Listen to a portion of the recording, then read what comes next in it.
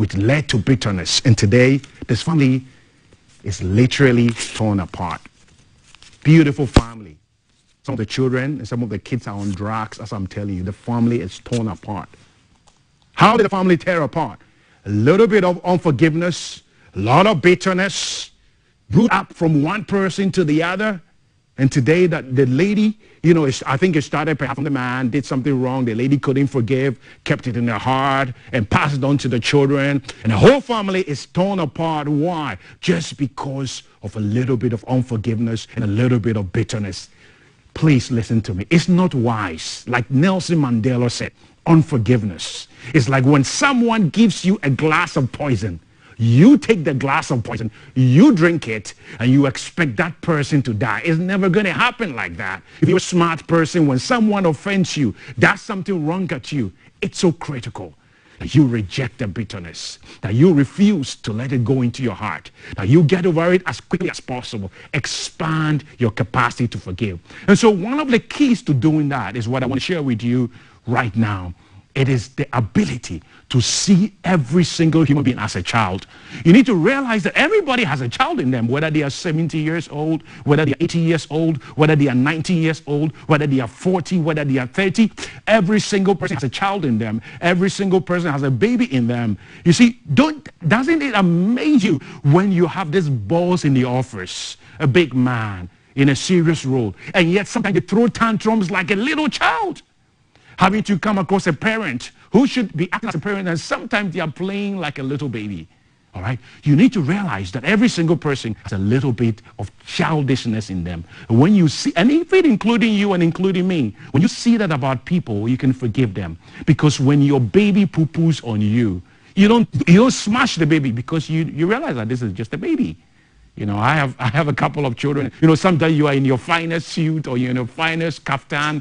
You carry the baby on your chest, and guess what? Food from the mouth, the baby vomits into your dress. What do? Do you slap the baby? Do you kill the baby? No. You just forgive the baby. Why? Because you know it's just a baby, or he's just a baby.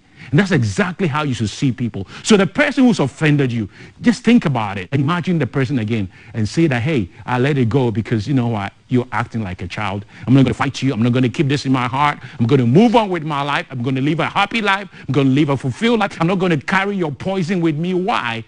Because you're just acting like a child.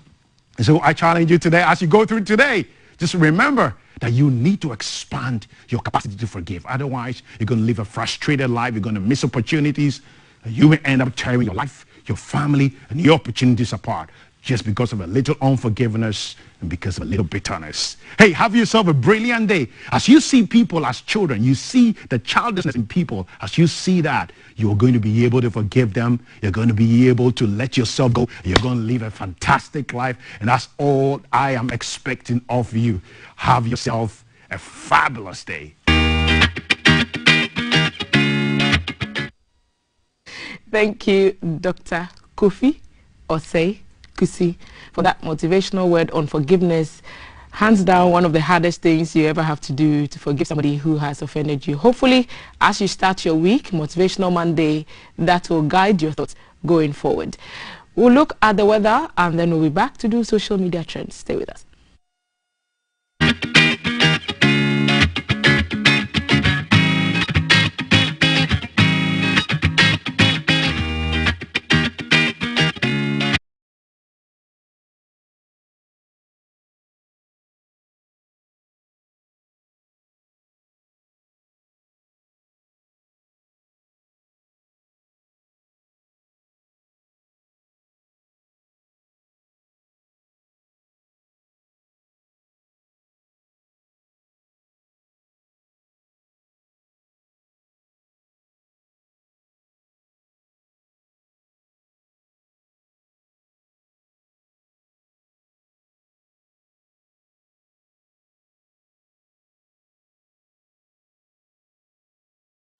Looks like it's going to be quite chill for those in the Ahafo region in the 20s. Wow, lucky you.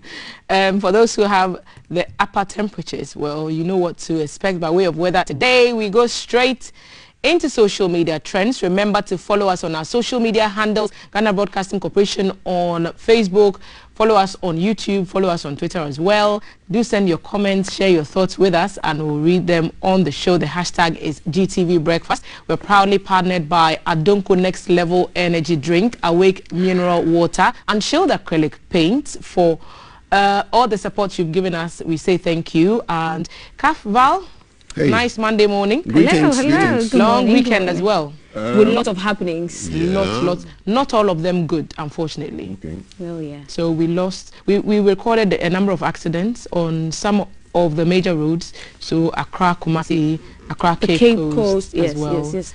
There were lots of accidents this weekend. And even apart from those that we lost huge numbers of people, there were pockets of smaller accidents on the motorway, the Aplawo Road, the Akosombo stretch.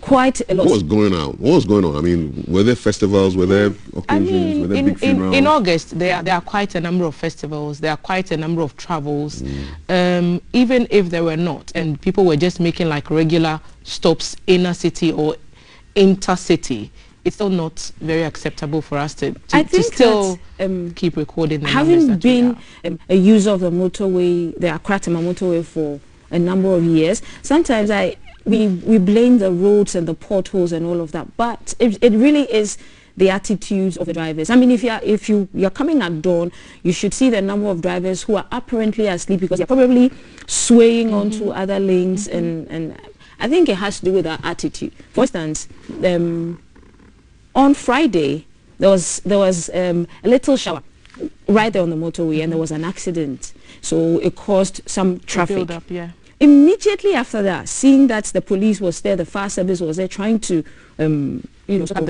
cut the metal and all of that to bring people out. Immediately after the accident scene, and people just start speeding again. Boom. And it's raining. Yeah. And you ask yourself, okay, didn't that teach you anything? Yeah. So I think, our attitude adds up to all the things on the road. You know, a couple of years ago, I was very shocked to find out that in one particular Scandinavian country, for the whole year, there was only one accident. One. The whole year, one. Did anybody? No, nobody died. The guy went, I think he lost control and went and hit something. Oops. And they were really angry because they planned zero fatalities, zero accidents for the whole year. The road safety, they were here during the week, I think last week it was. Yeah, and they talked about all these plans, beyond education and beyond, creating awareness on road safety issues. It's still really, like Valerie said, a lot to do with attitudes. So until we change those attitudes, it's not going to happen. Our roads are the deadliest. And we've committed ourselves to talking about COVID on every program. So our numbers are still not zero. So one COVID case a day is one too many for us here. So we just want to reiterate, adhere to the protocols, wear your mask, social distancing, avoid crowded places as much as you can, and let's all do our bit to bring this down. We always forget, eat your fruits and your vegetables. Is that dawa and things like that? The president kept talking about all kinds of things. But they are saying that, when the pandemic hit and everybody was panicky, we used to say that, it's good to, what's the word? To inhale the steam from inhalation. The neem, and apparently people were boiling the neem and drinking it. And the doctors are saying that you're supposed to drink only a tiny bit. You can't. Yes, because when you overindulge, it sort of messes up with your liver. Exactly, like those who are drinking akpeteshi and apio because of the whole sanitizing alcohol thing. Yeah, it's serious. But you see, this COVID thing is interesting. It makes people think in a particular way. Today I was listening to the news, the national news, and in Taiwan have just their leader has just taken a jab of their own homegrown vaccine. You know why? No. They realized that waiting for these supplies from the global manufacturers of vaccines was taking too long. Yeah. So they just tasked their scientists to come together, get together, and create their own vaccine. They're jabbing themselves. What's happening with this program? So we need to go. So we've had people calling for our local manufacturing to be looked at and to put monies in there so that we can get our own vaccine, sooner rather than later. I don't know what else is trending for you, but many awards over the weekend as well. True. Like Valerie said at the beginning of the show, a number of Ghanaians making us proud. Stonebwoy is going to be on the same stage with Beanie Man He's on the same stage with Beanie Man and Coffee, Jamaican artist. Amazing. Yeah, her name is Coffee. I'm going to look for her. I don't know her. I'm going to look for her. Amazing. I know Beanie Man. And yes, you know Beanie Man, yes. And Davido at the Yam Carnival, it's in the UK. So I think that's something that's a wedding whoop. And Stoneboy Yam Festival. Is it the yam that we oh, come on. Hold on, I want to read something that's... Because yam there, is it not Byron? No, it's not yam. Don't do that. Oh. And then also, if I come to tell people what the Yam Festival is. And then Diana Hamilton, she won Artist of the Year. I mean, I would vote at the Ghana Music Awards in the US. Okay, nice. Stoneboy too. Okay, so... I'm not getting the yam. No problem. We'll just take it as yam. At the end of the day, Ghanaians making Ghana proud, sharing stages, platforms with, world-class artists. That's the good Diana minister. Apart from Diana Hamilton doing her voice and her amazing singing skills. Another thing that we can't take away from her is her fashion sense. Yes, she has a clothing line. Okay. She does. Well, yes, we can't say... We need to bring her here. Valerie, come on. No, well, but Saturday was World Fashion Day. Yes, so her fashion sense is... Okay, all right, nice. And then Stoneboy won reggae dancehall artist of the year at the Music Awards in the USA again. Okay. So that's another win for us. Okay. Yes. Yeah, and nice. I read somewhere that Shatta too was nominated all kinds of things, but Charlie, people know they mentioned. Shatta he has promised to come here. So you tell us why he has it's like he's on some silent war with. You know what? You should go to his studio. He's called Brad Nyama. No, go to his studio while he's creating his hit. When he wants to see us or not, we'll go. Okay. We'll take showbiz to his room. We'll go to his place. Take the yellow couch Look out for us. Look out for us. I'm taking it to you, Shatta. And as we are talking about awards, can I just say, at GBC, we bagged one over the weekend. Tell me about it. I mean, Benjamin Willie Graham, bravo. You know I got mad love for you. Okay. Sports commentator. He won Sports Commentator of the Year award at the Ghana Media Personalities Awards over the weekend. So that was on Saturday. Nice. So Willie Graham, he's with Sports Plus. He's a world-class commentator, FIFA accredited. He's done English commentary for AFCON. And he was mentored by Komna Yeboah. I mean, GBC is proud that one of our own making airwaves. There he is. So that's Graham. We need him to come here and give us an idea of a taste of his very well deserved. I think, and also congratulations to all the others who were nominated from the other media houses. I mean, we know that you all deserved it, but obviously we are happy our guy won. We're happy our guy got it. So congratulations, Graham. Right, and then also over the weekend there was some news about a footballer. I mean, it is gory, but we have to talk about it. It adds to the insecurity in the country. Yeah, I mean, if the police find 3 human heads in your fridge, obviously you're going down. Like, don't kill anybody, period. But don't kill anybody and put the heads in your fridge. Glory. Like that. I'm sure because an investigation is underway, we wouldn't want to say anything. But whilst others are winning awards and making Ghana proud, you're killing people and putting their heads.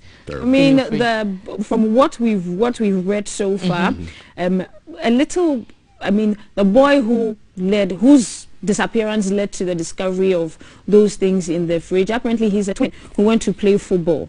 And so his father was looking for him later on in the day. I couldn't find him and went there. And one of his friends said, "Oh, we saw him with this man." Oof. And then they go to the man's house and he said, "Oh, no, he denied seeing the boy. He denied seeing the boy." And then they insisted and then went into forced their way into his house. And then there was a room that was locked. And so they forced their way, opened the door, and then laid the boy's lifeless body, prostrate, with his head severed. Wow. And then that led them to... So they reported to the police. By this time, when the police had gotten there, they went inside and searched and found the other body parts. It's not just him; it's a footballer and a sports commentator. And so they are investigating. Yeah. Evil people, if you ask me. I mean, if you kill somebody. Wow. Imagine the parents of this boy finally opening the door and finding his lifeless body without a head. Well, I'm sure the police will do the needful, and then we'll find some justice for the boys and and those other people they found in the freezer. I mean, it's such a gory thought. And let's end on a happier note. Amrado is in the news again. Valerie, he's released an EP titled Patient. Don't we all need some patience in our lives? We all need, especially on a Monday morning. Patience is the name of a girl from Volta region. So, but we all, it's a virtue we all need, you know, as well. You see what we were talking about somewhere last week during the trends. Remember we were speaking about Amrado and their beef. And then you know when I said that, every time these acts get into a frenzy, something is coming. Something is cooking. And so here there we we have are. it. I think we've just been played. Yeah, we've been played. Not played. I mean, controversy sells. Yeah, so we've been played. No. Shall I drop something there before my drop something there before my EP? And the thing has been dropped now. No, Yep. So I mean, beautiful video, very, very relatable. I mean, you're seeing a little boy just riding a bike into it. And his mom will not be happy. Elon Bini describes this video as touching. I don't know why it's touching. Oh, okay. Elon, but why? There's a story to it. Well, yeah, we listen to the whole video. Maybe we can sound. I like the images. I mean, the colors are really nice. And Patience, EP. All right. Patience from Blamazado. Blamazado in the water region. Kaf and his people. Okay, no problem. You know, that's a translation of Patience. Dibody, Patience. Yes. Anachi. No, Bojidi. Anachi. Be patient. The girls will say Natri. Okay, all right, great. So, so that has been social media trends. Like we said, it's a packed day. We'll be talking about flowers. If you love flowers, my favorite flower is the orchids. Orchids. You have a favorite flower? No, once it has nice colors, smells nice, I'm good. Okay. So for me, maybe my favorite flowers are the ladies talking to me right now. We like being your favorite. Oh, wait. Before we go. Okay. See, did you realize that Kaf has a new, he's putting a new, he said this because of us. Yeah, Mrs. Day will be watching you. Kaf has joined the gang and now he's fading. Shout out to my barber. They have to bring me here. Okoti himself. Yeah, shout out to him. And we saw boys cook over the weekend. That was some awesome burgers your boys did. Oh, they are so good. Anyways, so stick and stay. We'll be back. There's so much to talk about on the show. We're talking flowers, you're talking rent, you're talking fisheries. I mean, when we say a la carte, you know what you're talking about. So stay with us. And Samuel Techi will be in the house. We'll be back. Live from GBC Studio 1, this is the Breakfast Show.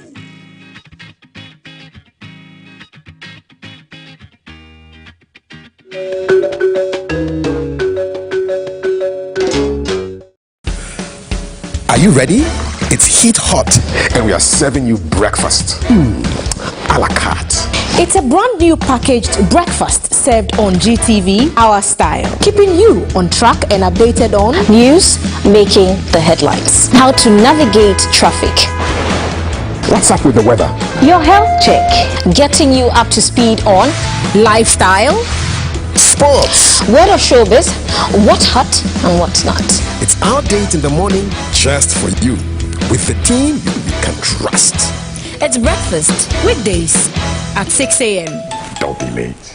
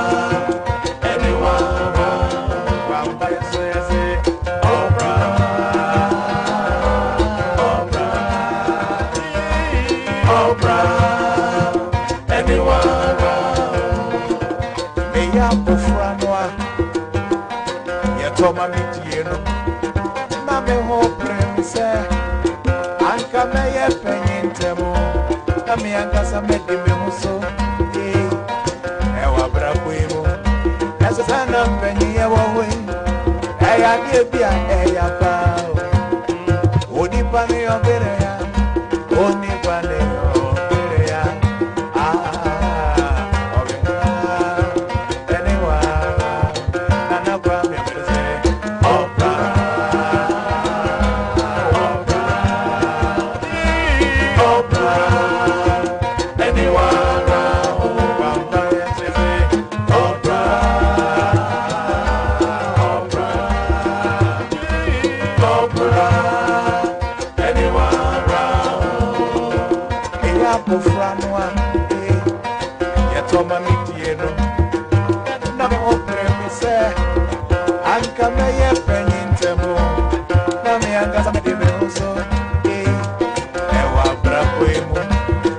Susanna Benyawe, Aya Debia, Aya Pa, Unibane of Raya, Unibane of Raya, anyone, Nana Pammy, I'm going to say, Obra,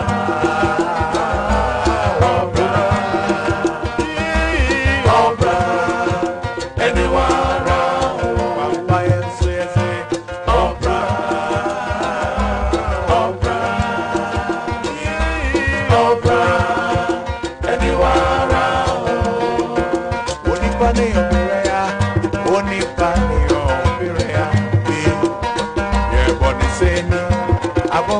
Baby, I'm so no. I just say, oh,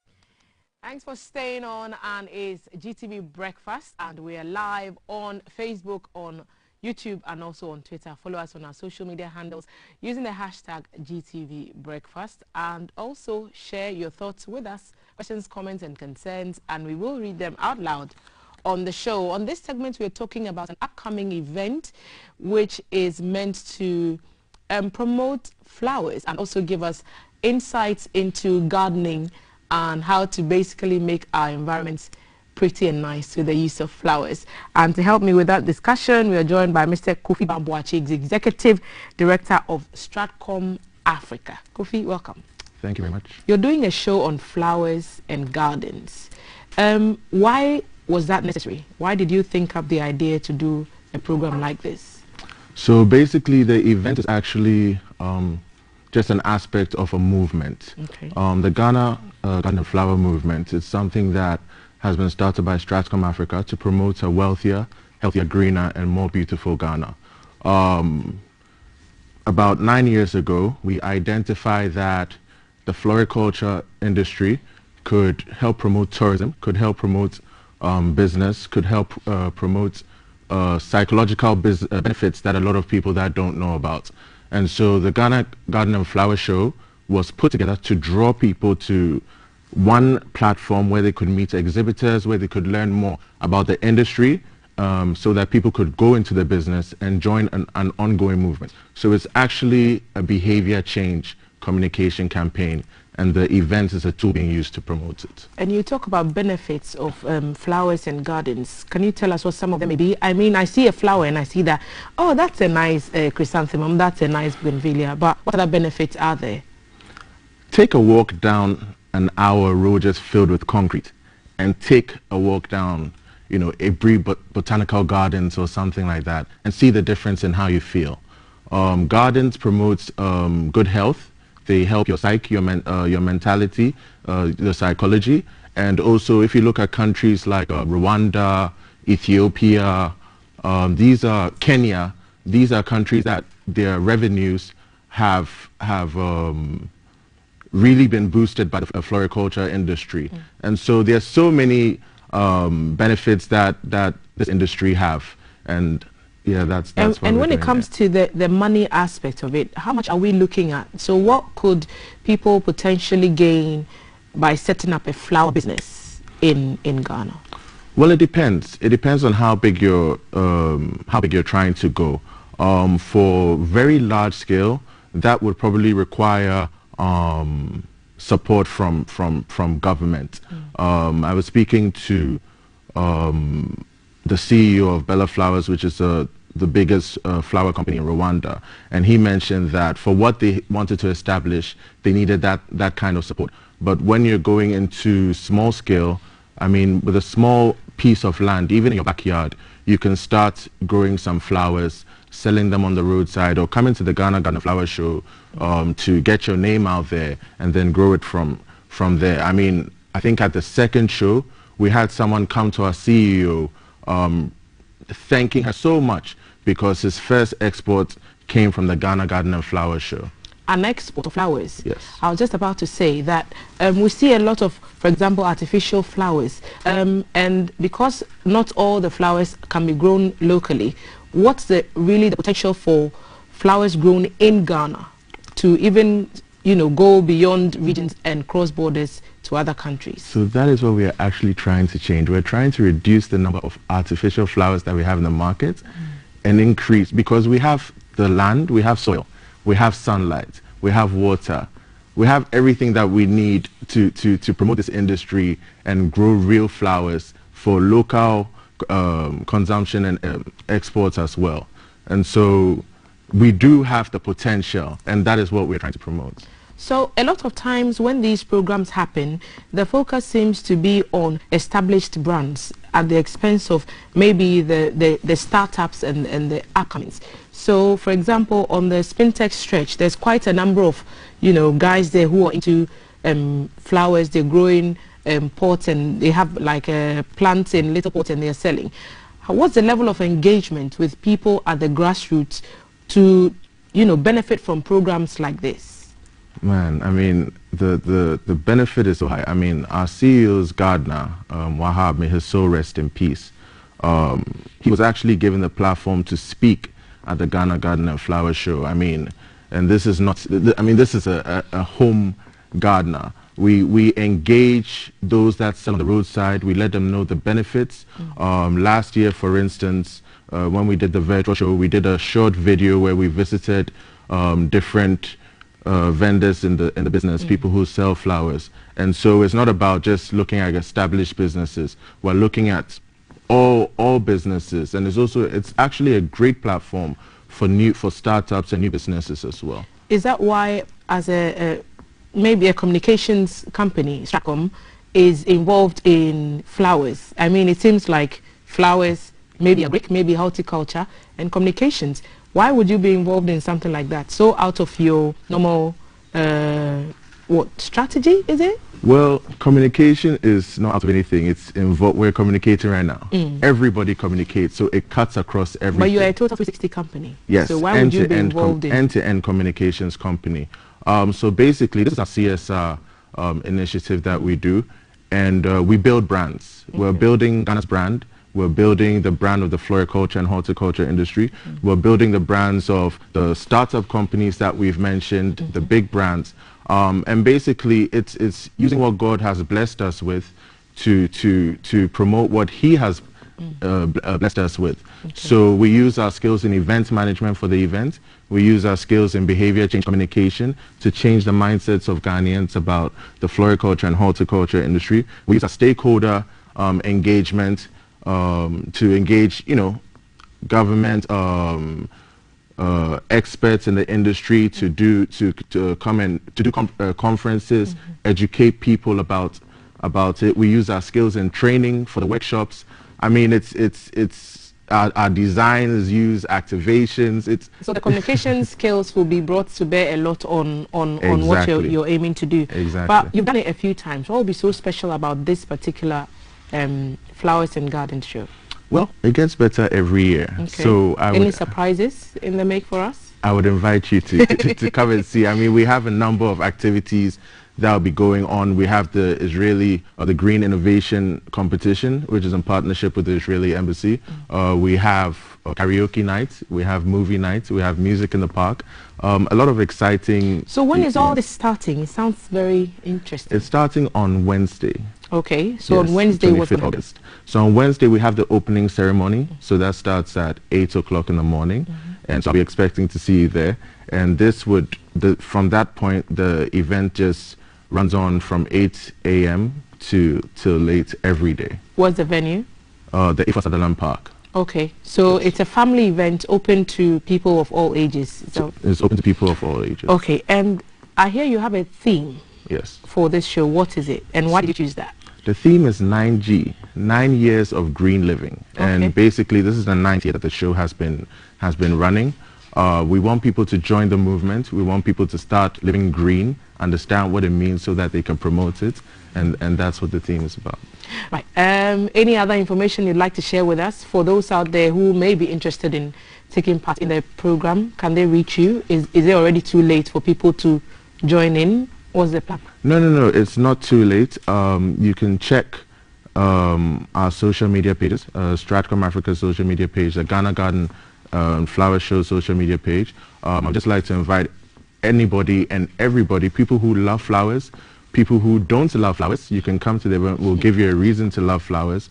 All COVID protocols will be adhered to. It's an open space, and we'll be ensuring that everyone is wearing their face masks, constantly sanitizing, just to ensure that we keep safe.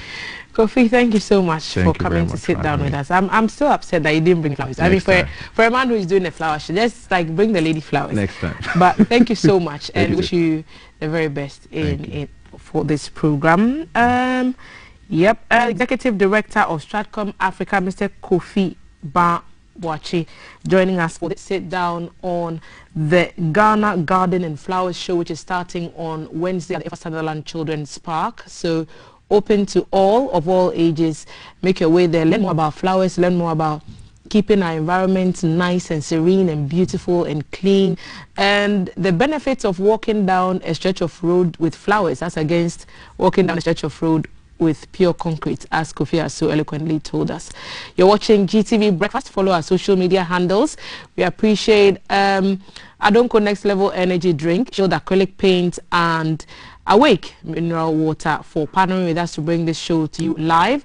We'll be studying traffic and where it is held up and where it's flowing around the Ridge Runabout area when we return from this break. Don't go away. This is where you should be. We'll be back.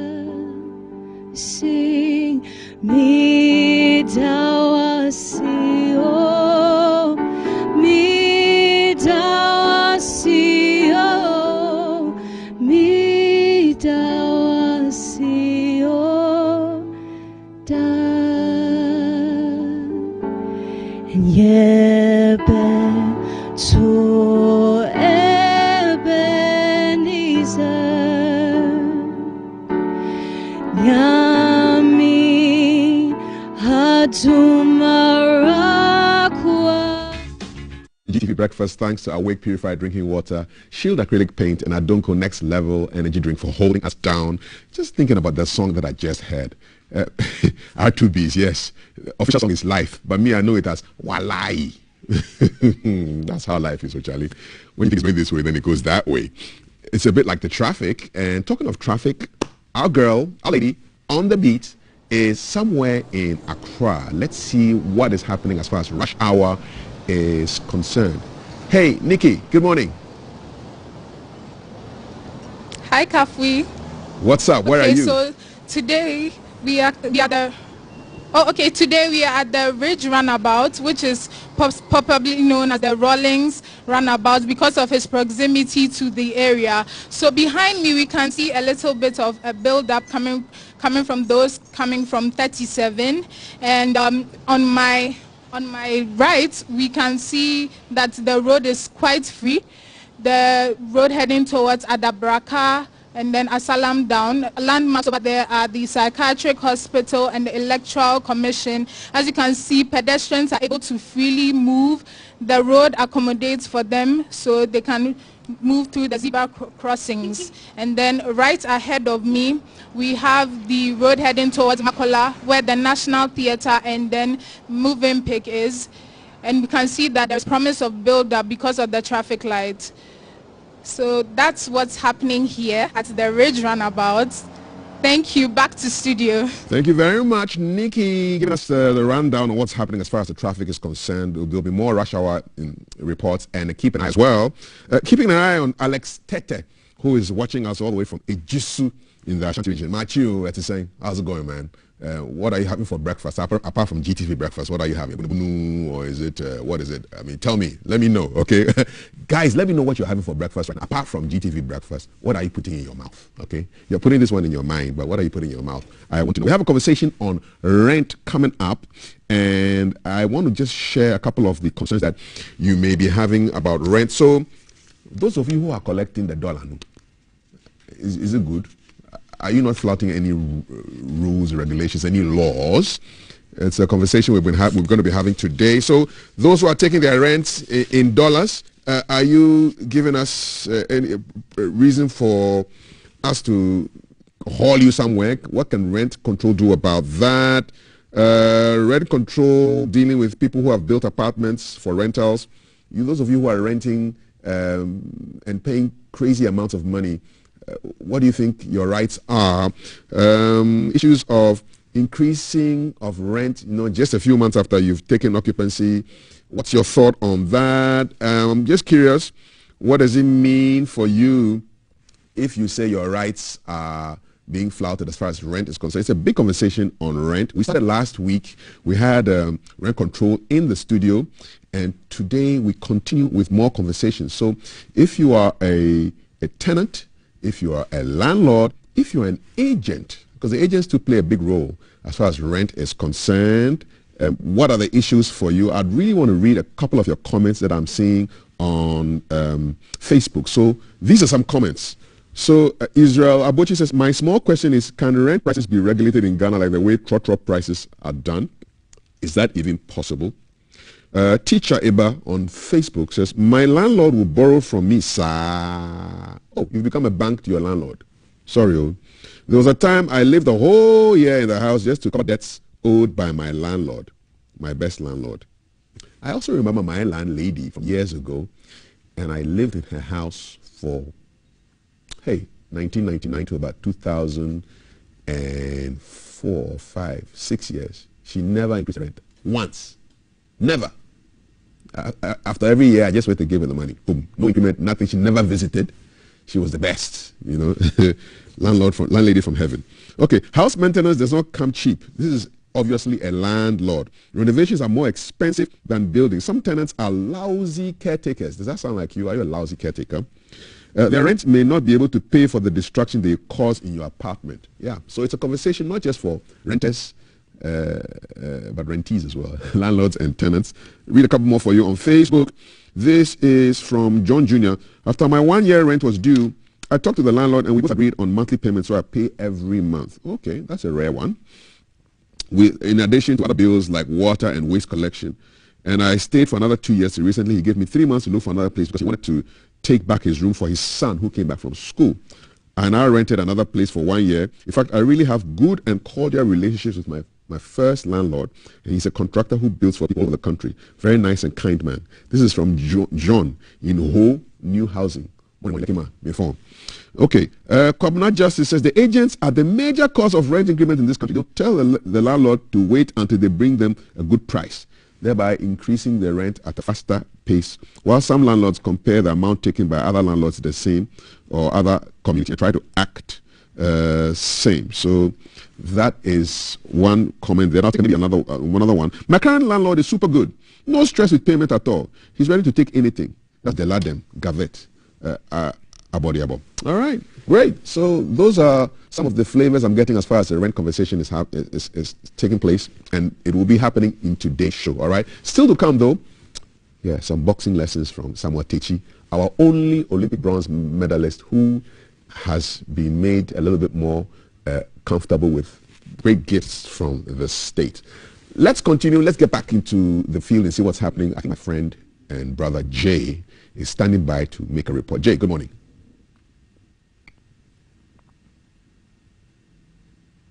Jay, are you there?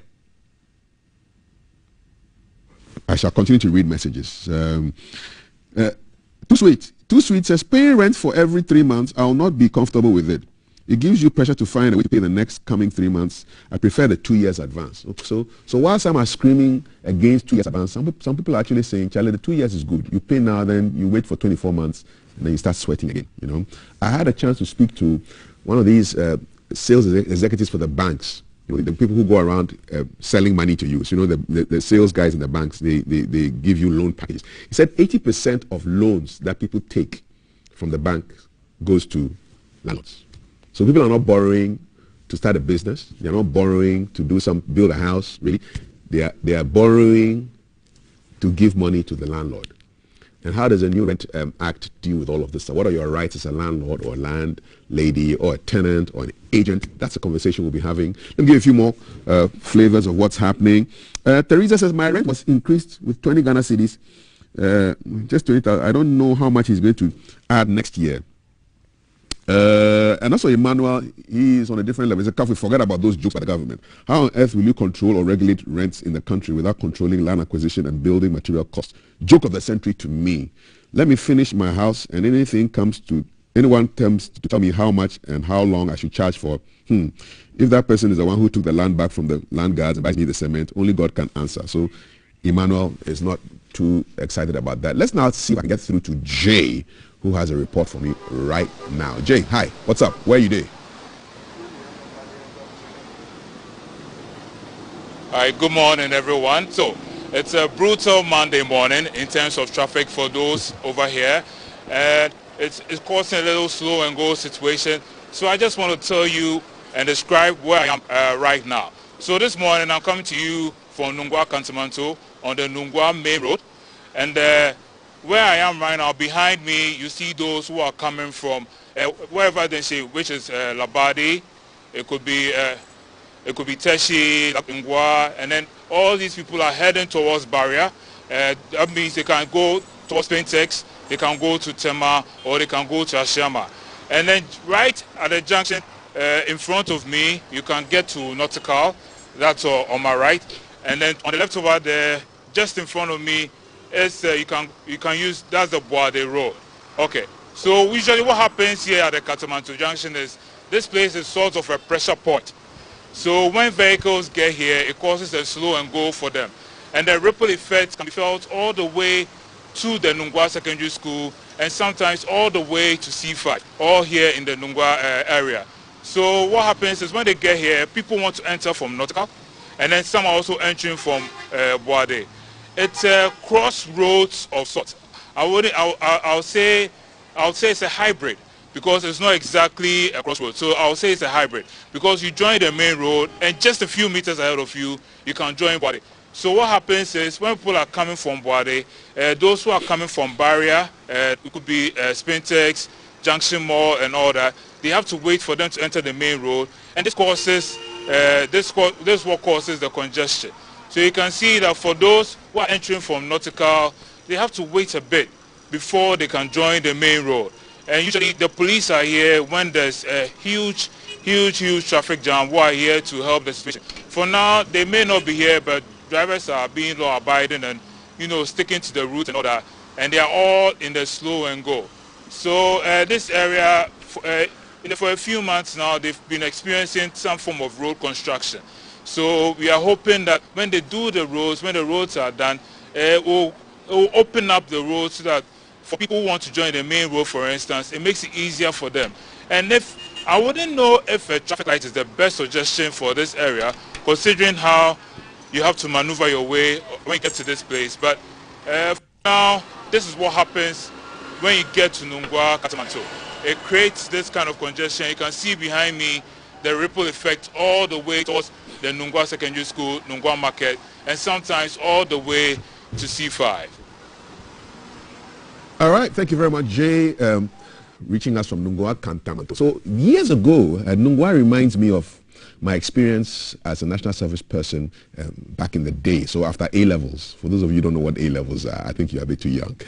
So after my A-levels, advanced level exams, I was posted to Nungwa as a national service person. So on my first day, and I was an English teacher, okay, I opened the register and everybody's name begins with B. Bo. Bokete, Bolabi, Botedoku, Boko, Bokwe, Bokai, Bolabi. The whole register, 30 names. Bo. If it's not a first name, it's a last name. And I'm asking, what's going on here? Why is everybody called Bo? They say, hey, Charlie, Nungwa or yo, this is Nungwa. These are traditional names in Nungwa. I had a great time. I couldn't speak a word of Ga, and the students couldn't speak English, but I was supposed to teach them English, and it was great. And one of my highlights was I got onto a trotro, leaving school, going back home, because I live in Teshinungwa. And just when I was about to pay for the fare, the guy said, stop. No, don't pay. Teacher, Kafui, don't pay. It was one of my students who was a part-time trotro mate. So that was, anytime I go to Nungwa, anytime I hear of Nungwa, I think of my Bo experience. So shouting out all my friends from Nungwa, with whose names begin with Bo. You are very much loved and appreciated. Okay, so still to come, we've got our headlines which are coming up in a short while. And there's conversation on fishing. There's a conversation on renting, rent advance and all those things. How are you coping with it?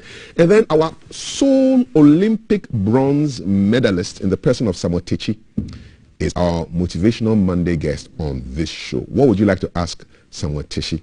Me, I want to get a boxing lesson from him. So when he comes, we'll see what we can do with that. You stay. This is GTV Breakfast. Headlines coming up in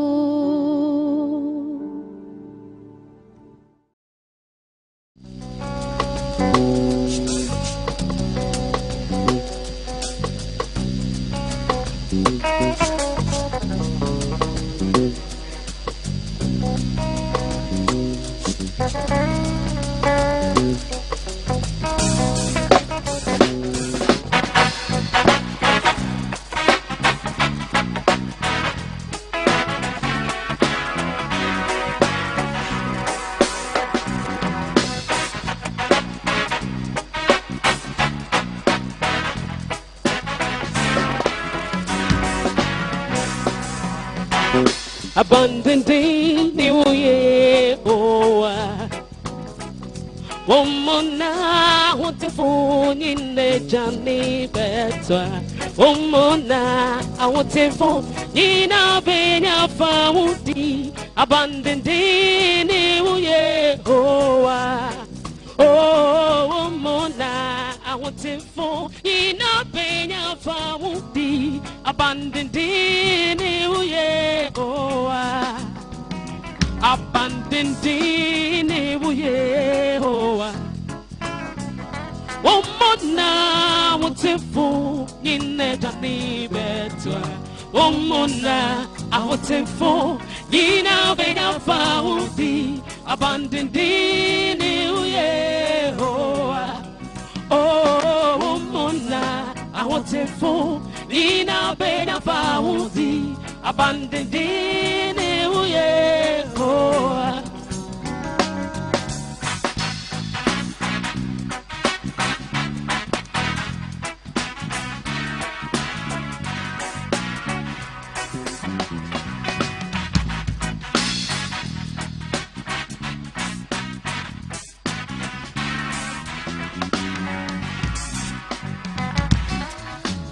Yesu aye onyamenema udi umoja na toye yakutu yesori o yakaseu yesi Yesu aye onyamenema udi umoja na toye yakutu yesori o yakaseu yesi Atia se fonda impeni pwetu nunai wakutu usori o Atia se fonda impeni pwetu nunai wakutu usori o Yesu aye Yesu aye onyamini ma Udi umoja nato yes.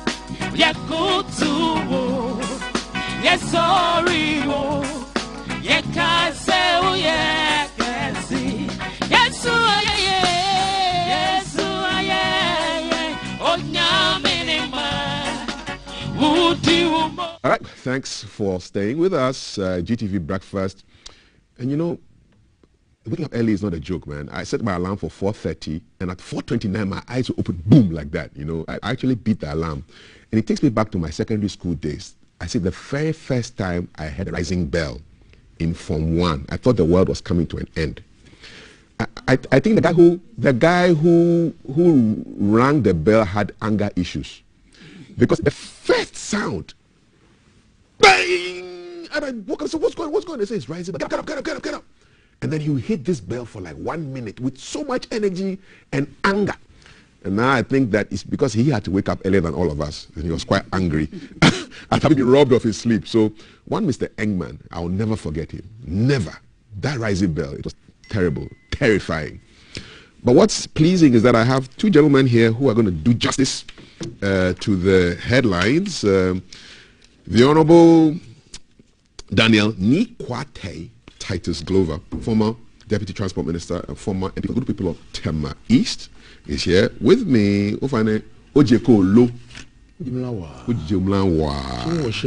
Fantastic. And then we have the Honorable Mahama Ayarga, MP for the people of Boku Central, sitting on a ton of committees: education, constitutional and legal, parliamentary affairs, and appointments. This is my first Kusas lesson. Fuduwala. Fantastic. I've never read. What were your days like? Were you also terrified by the rising bell? Were you a border, by the way? Back in the days of Preset, we had a siren. Hey! We had a siren. What did it sound like? Oh, no, man, not like the police one, post office one in Accra Central. But it's quite... Like no, it's not a siren, but it's quite mild. I want to hear the sound. What does it sound I can't give you the sound is a sound. And then you heard about it. And it was enough to wake you up? Oh, why not? Because by the time the bell is giving up, some of the genius are up. We're all up. All right. Doing house chores and all kinds of things. You know. So I even went to the boarding house at Form 4. Okay. So I didn't enjoy... You didn't enjoy that. You're almost a senior. The rudiment of for one life. Okay. How about you, sir?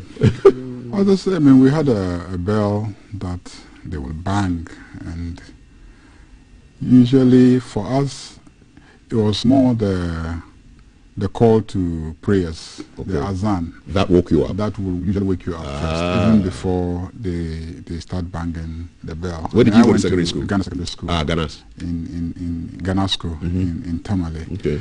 So, and after a while, you get your body clock starts working that way. By the time they even, calling the azan, you're waking up. But that's a nice way to wake up to prayers. We woke up with terror. That bell, that metal bell, I'll never forget it. I'll never forget. So, I mean, Parliament is on recess. What do you do? How do you keep you busy? Well, quite busy. I just came from my constituency yesterday in the morning, the day before yesterday. But my committee, education committee, is on a tour of the country, going to the various technical universities. You know, there was a conversion from polytechnics to technical universities. Okay.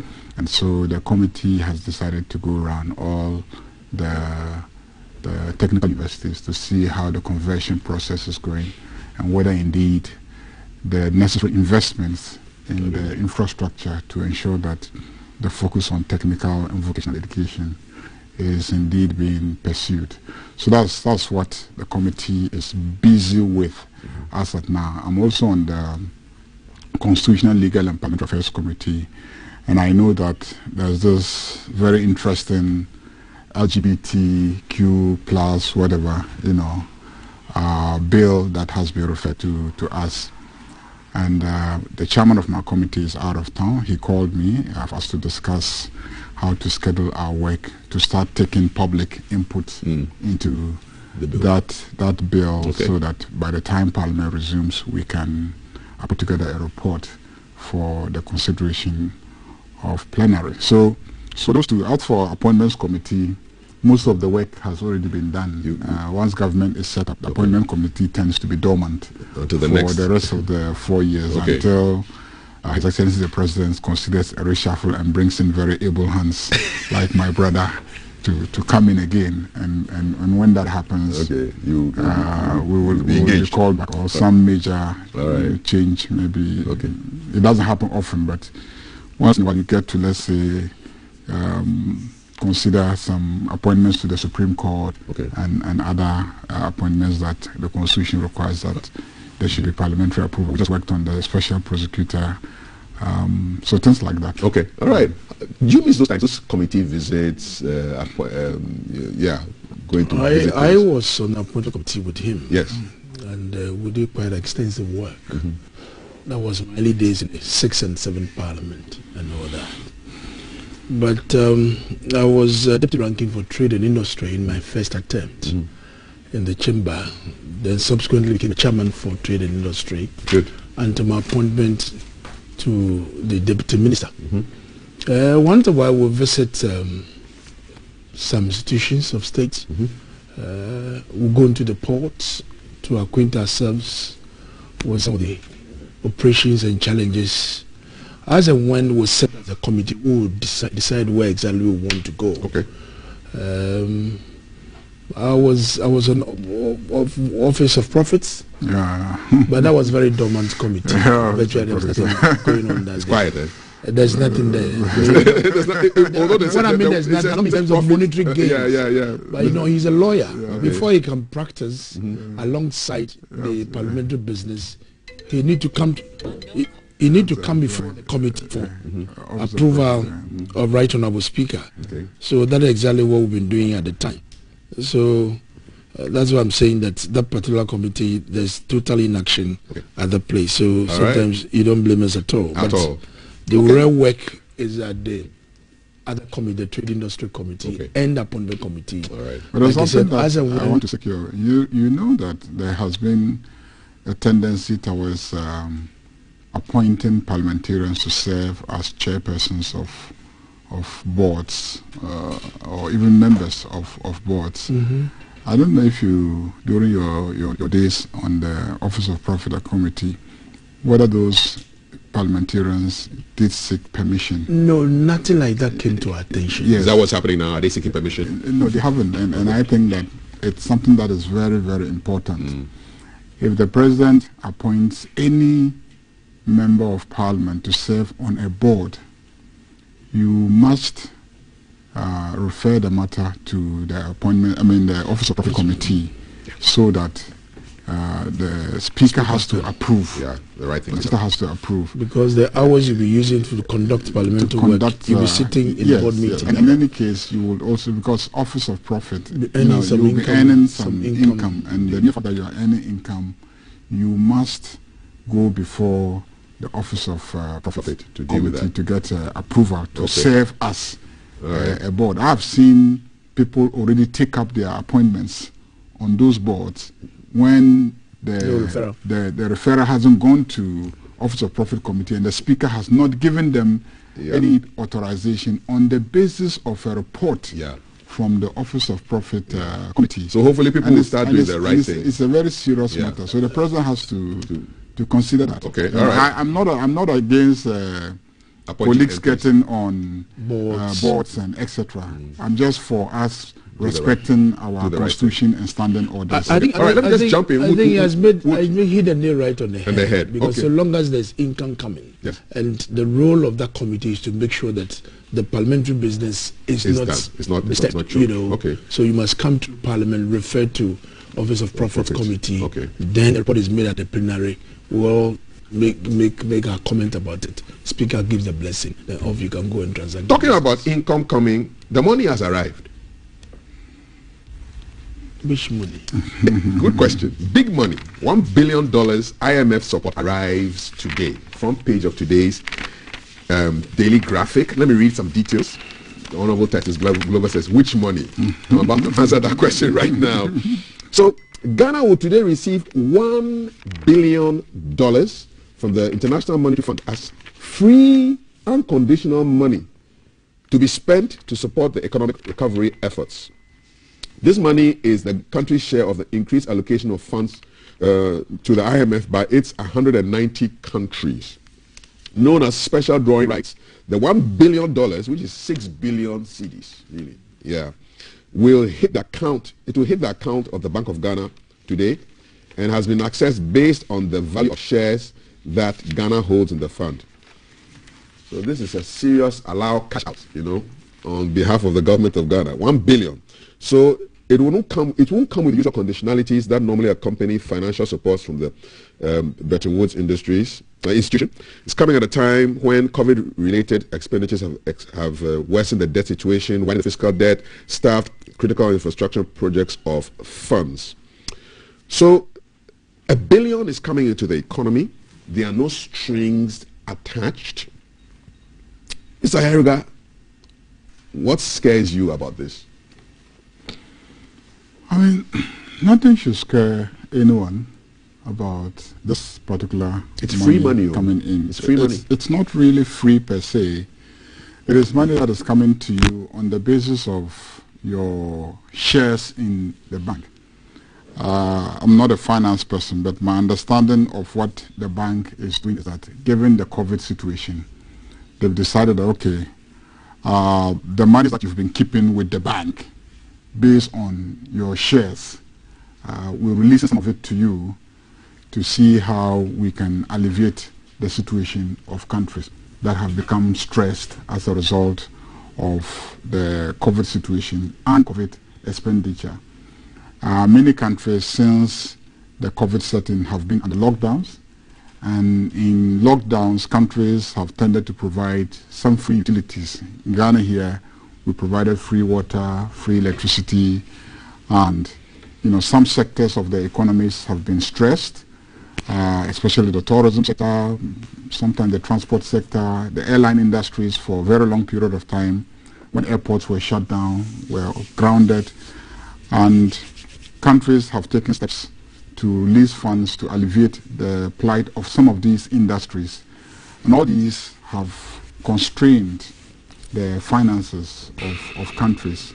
And so what the bank really is trying to do is that, well, you can't just go on borrowing and borrowing. I mean, we have borrowed a lot, and there's now some very serious concerns about the extent to which we owe. So it's similar across the board in many countries. And so what the bank has really just done is to say, look, we've been keeping some of your money with which we've been lending to countries. Given the situation, we're giving all of you some of it back so that you can use for dealing with some of the problems that COVID has brought. Briefly, before I bring in Honorable Titus Glover, so this brings to $2 billion the amount of money that has come from the Bretton Woods institutions without any conditionalities. How do you, as a parliamentarian, keep the government in check so that the money is spent for what it should be spent for? What's your role? Well, I mean, everything that the government intends to do with money has already come to us for approval in terms of the budget. And then during the mid-year review, the finance minister came and briefed us on how far the budget has performed. So the money can only be spent on projects that have already been approved by Parliament. If that is not the case, then the finance minister has to come back to Parliament. Do you foresee that happening? Well, if he's not using this money to deal with items that we have already approved in the budget, and there are going to be new items, he has to come to Parliament for us to approve those new items for him. And that I believe will be a normal routine, and he will do that. I mean, if he doesn't, because this is not secret, everybody has seen that 1 billion has come, and at the end of the day, want to know what you're using the 1 billion for, and also if it is not for what we've already approved, you have to come to us, and the people on the Finance Committee of Parliament will be looking into it and asking questions if it doesn't come to Parliament. Okay, Mr. Titus Glover, so 1 billion has come to add to the other billion that I'm sure is being spent as you speak. So that's a lot of money, 12 billion Ghana cedis coming from the IMF. Your thoughts? How does that make you feel? Thank you so much, Kafui. I think that it has come at a very opportune time that we need some sort of funding to support the running of economy. I recall that in 2017, 18, 19, the economy was growing quite well, you know, to the level of about 8%, averagely about 6.5 thereabouts, until the COVID struck. That dwindled the growth to 0.9%.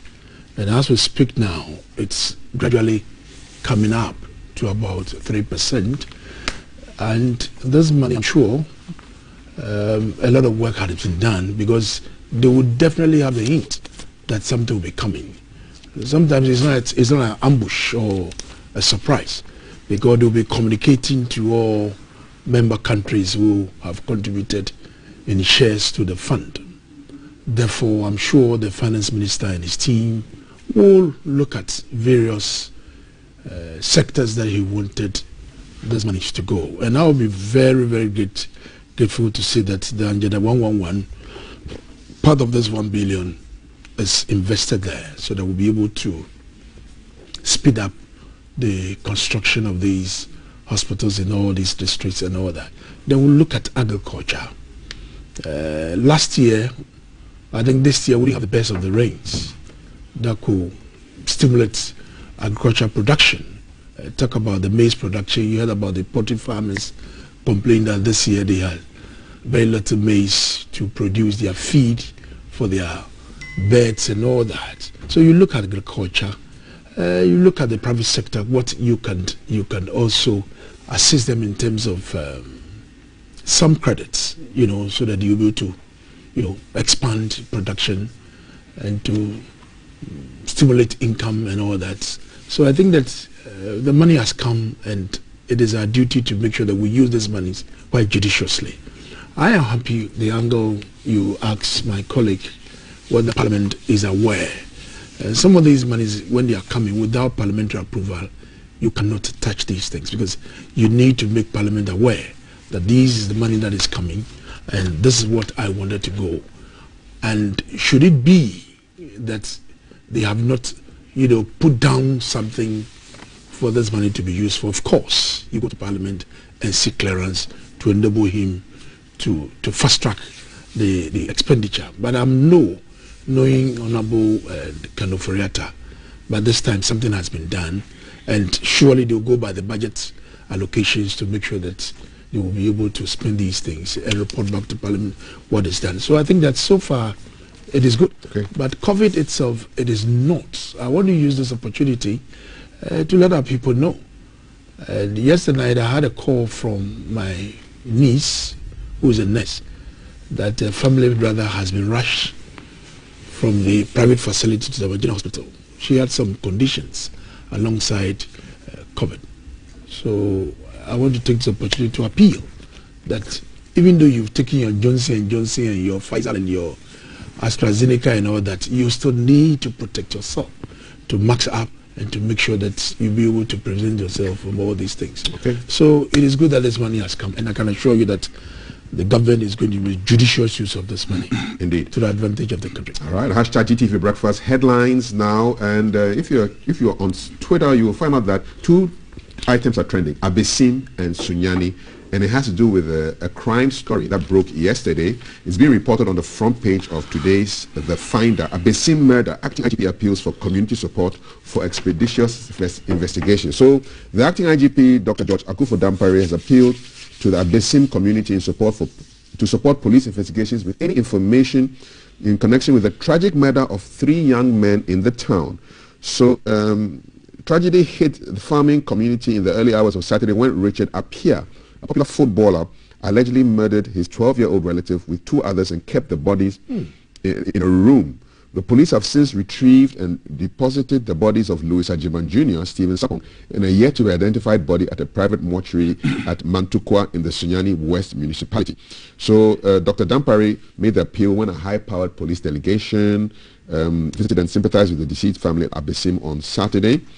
So a couple of details on the issue. So young boy gets missing. He's a twin, and they found out that he was last seen with a particular gentleman. They go to his house, they break open his door, and they find the body of this young boy, and then human parts in the person's fridge. And so this is a really serious story that broke over the weekend. I understand somebody else has been arrested in connection with this particular crime, and I just want to tie it into the issue of security cameras, because the police is supposed to be mounting special cameras to enhance surveillance, to be able to catch people doing these things. But these crimes are just, and so this is the person who is alleged to have murdered the people. He's a footballer, Richard Appiah, footballer, murdering his own relative with two other bodies. Two other people, kept the body in a room. The bodies have been retrieved, and investigations are going on. So he's 28 years old, and human parts, human heads were found in his fridge when they broke open the door. And it's pretty sad, though, Mr. Ayariga, to have these things happening. But it appears that the police is trying to crack down on these serious crimes. What's your thought on this? Oh, I mean, this is gory. This is this is scary. This is very serious. Ghana is not known for things like this, but to start reading that we have people who have cannibalistic tendencies is very frightening in our society. Fortunately, he's been arrested, and the police are on it. The IGP has visited the community. He's appealing for support from the community members to investigate it. I don't know what else really to investigate, because evidence is there. Yes. The body parts are there. Yes. So apparently there's some harvesting of body parts, because this man's been arrested for killing and harvesting body parts of two young boys. What we should be interested in now is who's buying. Who's buying these body parts? What is he doing with the body parts? How come that there is a demand for body parts in a country like ours? Clearly not for medical purposes. I know that in some countries, you know, sometimes people die and then they take a decision that when I die, my bodily parts can be used for medical purposes and etc. Liver, whatever. And that kind of thing. And people do transplants, family members volunteer some of their body parts for other family members that are in crisis. But this, clearly, we need to find out what is motivating this conduct, and if there's a ring that we can, you know, round up, and if there are other people who are engaged in that, because if we find those who are buying those parts, it may well be that they have other sources beyond this 27-year-old young man. So I think that we should all assist the police to investigate these matters. Indeed. And so the community members should heed to the appeal of the IGP. It's unfortunate. I mean, there's not much you can say about this. No. But for the fact that it's terrible. It's horrible. I mean, this shouldn't be happening in Ghana. I know we are in difficult times. There are financial constraints and pressures. People have lost a lot of their wealth, some through the banking sector crisis and the cleanup that took place. Some businesses collapsed just due to COVID, etc. But I think that to be driven to this level where we will resort to killing fellow human beings and trading in their body parts is really a terrible development. Indeed. It's really a terrible development. It cannot be justified by any stretch of imagination. At all. And so we need to all rally around working with the police to really look into this and then dig in and find out who are... And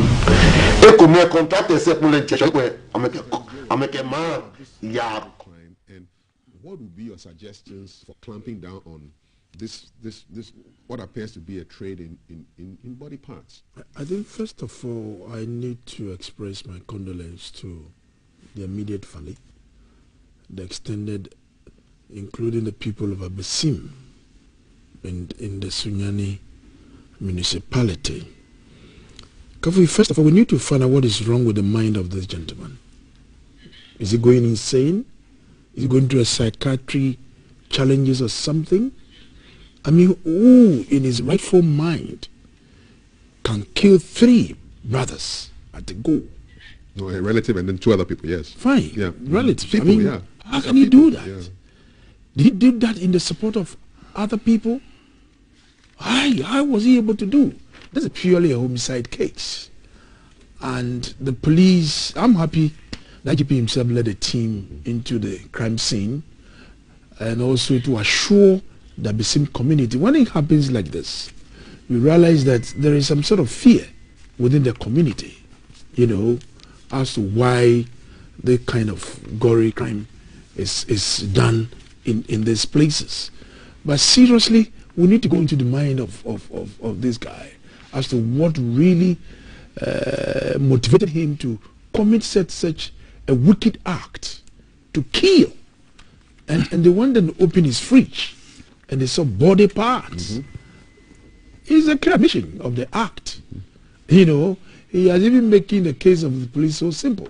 But like my colleague said, Honorable Yariga said, we need to go beyond the curtain to find out whether it was his personal decision or he was in league with other people in trying to do what he has done, you know, so that we'll be able to stop some of these things.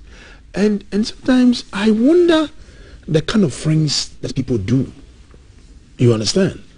The police should go beyond that, look for his friends and find out what really can lead them to some of these information. Well, the IGP has ordered the CID headquarters to assist with investigations. Absolutely. They can even take it up. Yes. Take this matter up themselves and go beyond and find out what really is the cause of these things. Already we are battling with this young guy who was killing Kaswa or something. He's in court in Carnation. That is being tried. We've not finished with that incident yet. Then this Abesim incident has also come in. So I encourage the young ones to be a bit patient. You know, the fact that you are struggling, you are going through challenges, doesn't mean that you should go and kill your fellow human being. And that is not going to solve the problem. You understand? If you have issues, you have challenges, you have a problem, share. Discuss with people. They can help you with clues. But you don't take knife, you don't take a gun, you don't take some weapons and go and kill. What is the motivation? So seriously, I am really, really sad for what he has done. And you can understand the kind of feeling that the family and the people of Abesim are going through as we speak now. So the police should fast track and go beyond the ordinary and find out exactly what has really motivated him to this wicked act, because it is totally uncalled for and unnecessary. Totally uncalled for, totally unnecessary. And what do you think about what we've covered so far? $1 billion is landing, it's going to hit the Bank of Ghana's accounts today. That's 6 billion Ghana cedis. And then the Abesim murder, it appears to be a body parts business that's going on there, and the police are on top of the game. What are your thoughts? We'd like to find out from you across social media. We're streaming live on Twitter, on YouTube, and on Facebook. Just look for the hashtag GTV Breakfast and follow us. This weekend was particularly a very gory one, I mean, in terms of assets. And I'll start with Honorable Titus Glover on this. So 19 people have perished in several accidents. Today's daily graphic, 2 separate crashes over the weekend, central, eastern regions. And the central region crash, the morning of yesterday at Gomwa Mampong on the Accra Cape Coast Highway, resulted in the death of 10 persons in 2 vehicles. 26 other passengers are in a critical condition at the Trauma and Specialist Hospital in Winneba. And then in the eastern region, 9 persons, including a 6-month-old baby, died on the spot in a crash on the Accra Kumasi Highway at Achim Apedua Pig Farm Junction near Suhum in the Bokwa South Municipality, the eastern region. There are issues of overtaking gone wrong. So human error. There are issues of road design, human error, bad cars. It's just a myriad of factors. But I read somewhere that Ghana's fatality, we are top of this, a league that we don't be on top of. We are a very deadly country when it comes to road traffic accidents. What is the problem? Why can't we just deal with this situation? You just remind me in my days in the transport ministry, where the Race Safety Authority, together with the other stakeholders, with the support of the ministry, have to do a lot of advocacy about the way our drivers drive on our roads. There's a saying that when the roads are so deplorable, the drivers are so cautious because they are afraid to have some of their parts destroyed and all that. But immediately these roads are fixed, that is when you see the best of their skills. Overspeeding, unnecessary overtaking, and all kinds of things. I keep saying that you, the driver, you hold the life of these passengers you have in your hands. And we've also been telling these passengers in these vehicles that look, when a driver is driving recklessly, you must speak up. You must draw the attention of this driver. You must draw the attention to the nearest police barrier you find on the road. Because when you are enjoying the overspeeding, the unnecessary overtaking, and you are quiet, dumb, not contributing to anything, you eventually lose your life. I feel sad that these innocent lives have been lost because of the recklessness of this driver we have on our roads. Seriously. Look, when they give you the statistics, you will see that these are purely indiscipline of these drivers on our roads. Why are some people comporting themselves when they sit behind the wheels and they are driving, respecting every traffic regulations on the road? So for you, the number one issue is indiscipline. The number one issue is indiscipline. Let me come to by these drivers. Mr. Erga. So from Accra to your hometown is over 700 kilometers. When you hit the road going back to your constituency, do you feel scared sometimes when you're driving? Well, I mean, yeah, I mean, you see the recklessness sometimes of some of the drivers, overtaking when they should not be overtaken, miscalculating, how to maneuver turns and etc. That's the problem. Like Titus said, mostly it is human errors. Mostly it is human errors. I keep saying that even if there's a problem with the road, human caution can remedy that problem. Really? People are driving on bad roads and they are still able to get to their destinations safely. Bad roads may pose a threat to your vehicle. But even if the road is constructed but there's poor signage and etc., that poverty should be dealt with by caution being taken by the driver. It's as simple as that.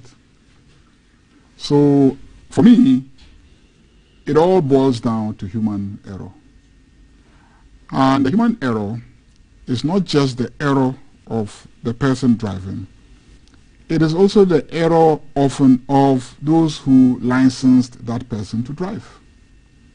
Those who licensed that person to drive. Is the person fit and proper in terms of what is required of a driver? Sometimes those people who are driving are just not fit to drive. And it's not just about when they are licensed. The lorry stations from where they operate, are the people there able to manage drivers in such a way that they carry passengers from their stations safely to the next station? So somebody is going to embark on a long journey. Was he well rested before embarking on the journey? Driving 700 kilometers. The law doesn't permit that. One person should drive 700 kilometers. So when he was leaving, were there 2 drivers in the bus or just 1 driver? All these are issues that to some extent are institutional. The systems that we allow to run the transport sector, from the licensing system to those running individual stations, and the way that, vehicle owners select their drivers.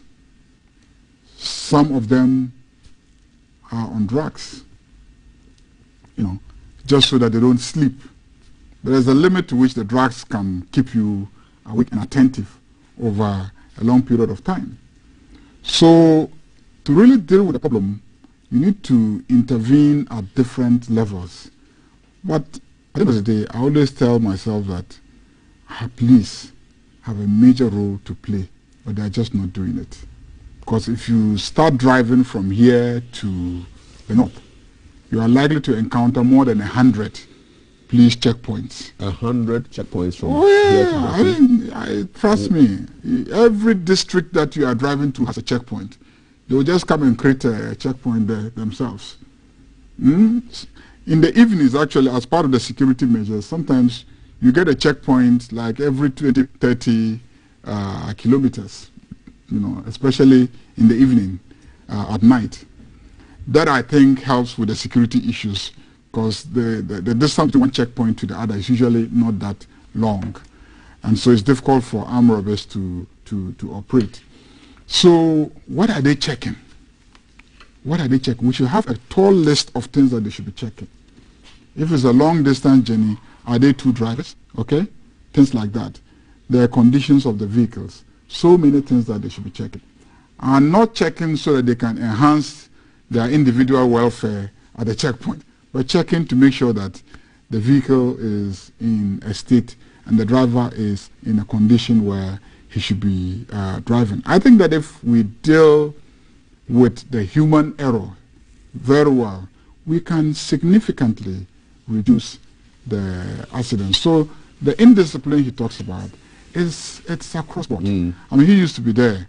A lot of work was done to reduce the whole tendency of Goro boys at the licensing department, interfacing between the department and then people who wanted licenses. So somebody could actually get a license to drive an articulated truck of several tons, more than 40 tons, tonnage of a truck, without actually going there for any of the screening that you are required to do. Yeah, so human rights, there's corruption, institutional failure. Exactly. But I need to ask both of you one question. So those are the issues. Yeah. Those are the real issues. I need to ask you one question, though.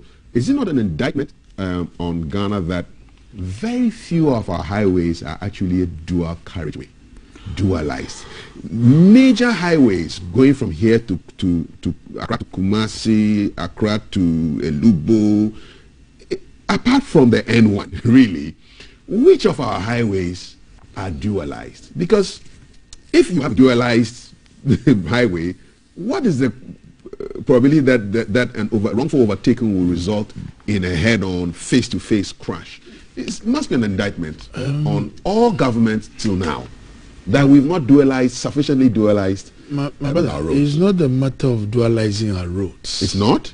It's not important? You can still dualize where a reckless driver want to misbehave on the road. You still go ahead and misbehave. You won't get a head-on collision when you are dualized. What I'm saying is that if you are reckless, you're all moving in one direction. If you are reckless, they're also moving in the other direction. So long as you have not disciplined your mind to make sure that you don't want to avoid, you want to involve in any accident, you'll be easy to go. Dualizing roads, you and I know, costs a lot of money. It costs money to dualize our roads. but with time, we'll definitely get there. Loss of life is more expensive. Yeah, I agree with you. When my brother spoke on the Guru boys, I can say that whilst I was there and until now, Mr. Buzia and his board have worked so hard to manage these Guru boys to some level. So Buzia is the head of DVLA. He's head of DVLA. And it's all about ICT infrastructure investment.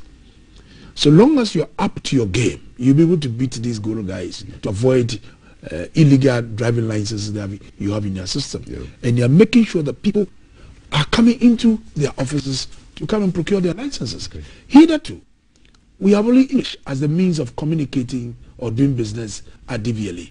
Now they'll be able to structure it in some of our local languages, in Ga, in Akan, in Hausa, and some other language, other. Okay. You know, so that there were some drivers, excuse me, they are illiterate, but the fact that they can speak in their own language behind the computer, they'll be able to you know, to do all these things. But the issue is that some institutions, particularly about these unions, transport unions, they must be up and doing. Okay. In their transport terminals, how are they managing these drivers? How are they managing them? So they need to be up and doing that. They need to hold their people up. All right. Between here to Boku, 700 kilometers. Plus, yeah. Why should only one driver?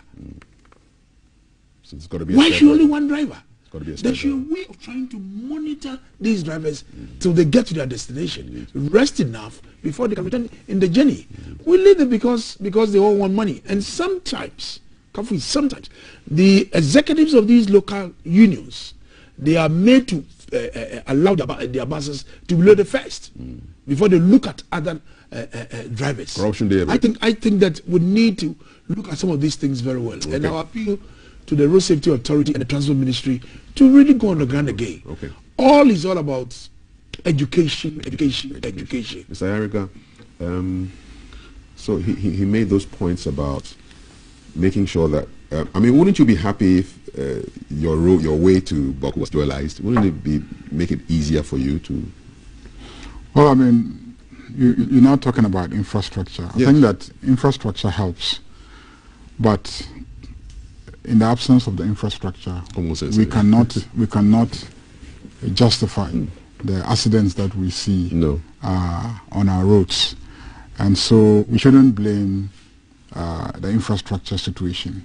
As for the infrastructure situation, trust me, we'll live with that for a while. I don't foresee, in the shortest possible time, the road from here to is being dualized.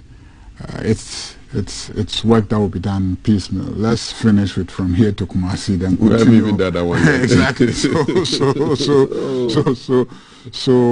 dualizing the roads is a dream that if we're able to achieve, we'll all be happy.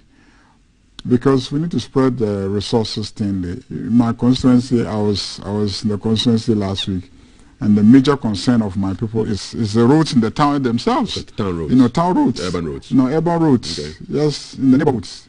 Everywhere is bad. And I've been chasing the Minister for Roads, trying to get his attention and etc. Have you gotten his attention? Every day he promises. He promises every day he will do it. It will be done. But it never gets done.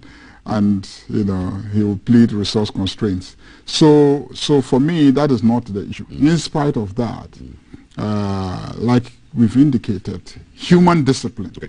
And the discipline, for me, is one thing that we can achieve through systems. You talk about education. And for education, there's a limit to which education can address the problem. Sometimes they know. But like you indicated, other motivations, financial considerations, and all that will make people misconduct themselves. So systems. Okay. So is the roads ministry, the transport ministry, are they paying attention to the culture and practices at the stations? Is the MTU paying attention to these things that we should be looking out for when buses and commercial vehicles take off and they are driving on the highways? All these should be there. And we have the police have been relatively resourced. I mean, they have vehicles and etc. on the highways. You see them parked. Sometimes they just parked at the barrier, and then the drivers come and they sort each other out, and then they continue. They don't really monitor many of the issues that I have raised, and I think that is where the focus should be. You can't just count on people being educated. No, you must have systems, and you must continuously make sure that those systems function until people learn to conduct themselves well. Right. I mean, I had a friend who just came from the US, and yesterday they were having a conversation and talking about ticketing and just observing what was happening around here. I mean, the slightest misconduct and you will be ticketed. One time. You will be ticketed. Slightest misconduct. On the highways, they make so much money from indiscipline. So indiscipline should be costly. You should lose money when you are indisciplined. That's how the system works abroad. Indeed. System is designed in such a way that it makes money from indisciplined conduct. Indiscipline should make money for the state. Should make money for the state. Okay. So the state should be very interested in finding indiscipline, because anytime they find it, they make money. Money comes. What are your thoughts on that? Indiscipline should be made. Briefly, I want to jump to the next topic on projects I think to make you happy. In a way of trying to break this cycle of fear among passengers, when they get to checkpoints, the police in this checkpoint should be able to mount the vehicles and ask an open question. Yes. The conduct of the driver, first of all, where are they coming from? You know, how many hours have they where they are coming, how many hours they've made. Okay. I mean, do you have any spare driver there? All right. What is the way, the style of driving of the driver? Is he overspeeding, even doing this? At least if they can get some teaser, they'll be able to snap survey. Absolutely. All right. You know, okay. All right. Could help interesting, innovative ideas. Some of these things. Very often, when there are such gory accidents and there are survivors, very often I've heard survivors on radio confess that the drivers were overspeeding, and even among them in the vehicle, there will be exchanges, people asking for the driver to be more constrained. So a lot of it comes from just indiscipline. Indiscipline should be made expensive so that the state can enjoy good resources from people's misbehavior. What do you think? Let us know. Hashtag GTV Breakfast. Just to keep an eye on a couple of things we'll be conversing. We'll be looking at a conversation on fisheries, and we'll be bringing in our only Olympic bronze medalist, Samotechi. He's here to spend breakfast with us, so that's something that you want to look forward to. We are keeping an eye on some demolition going at Mokola. I hear it's not Makola, it's Mokola Market. And our man, Alan, will be giving us a sense of what's going on there, and so those are things you want to keep an eye on. Gentlemen, we'll be wrapping up in a short while. I just want your brief comments on some small jab that Mr. Domilovo received from the president recently.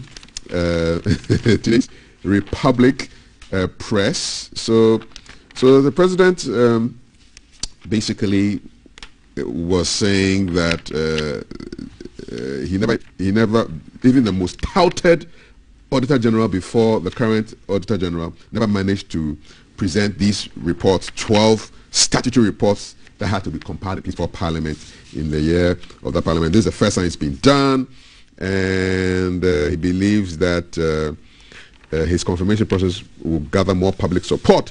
But Mr. Domolovo has made a statement. He says a good number of Ghanaians would like to see more action against corruption other than before. Unfortunately, the leadership of the country is very good at rhetoric. In my humble opinion, public funds are safe only when you have an effective administration with public accounting procurement systems. So some light jabs left and right. Should we just take it with a pinch of salt, Mr. Yarega? Well, I think maybe both of them are right. Maybe both of them are right. Okay. I mean, if the records we have show that within the accounting year, the Auditor General has been able to put together the audit reports and has reported within the time frame to Parliament. I mean, that is a commendable development. But of course, that is a credit that will be shared, you know, with previous auditor generals, because the capacity today to do all that work has been built over a period of time. And so others built the infrastructure on which this new Auditor General has been able to accomplish what he has accomplished. At the same time, Dan is also very right in the sense that auditing may not be the solution to the problem.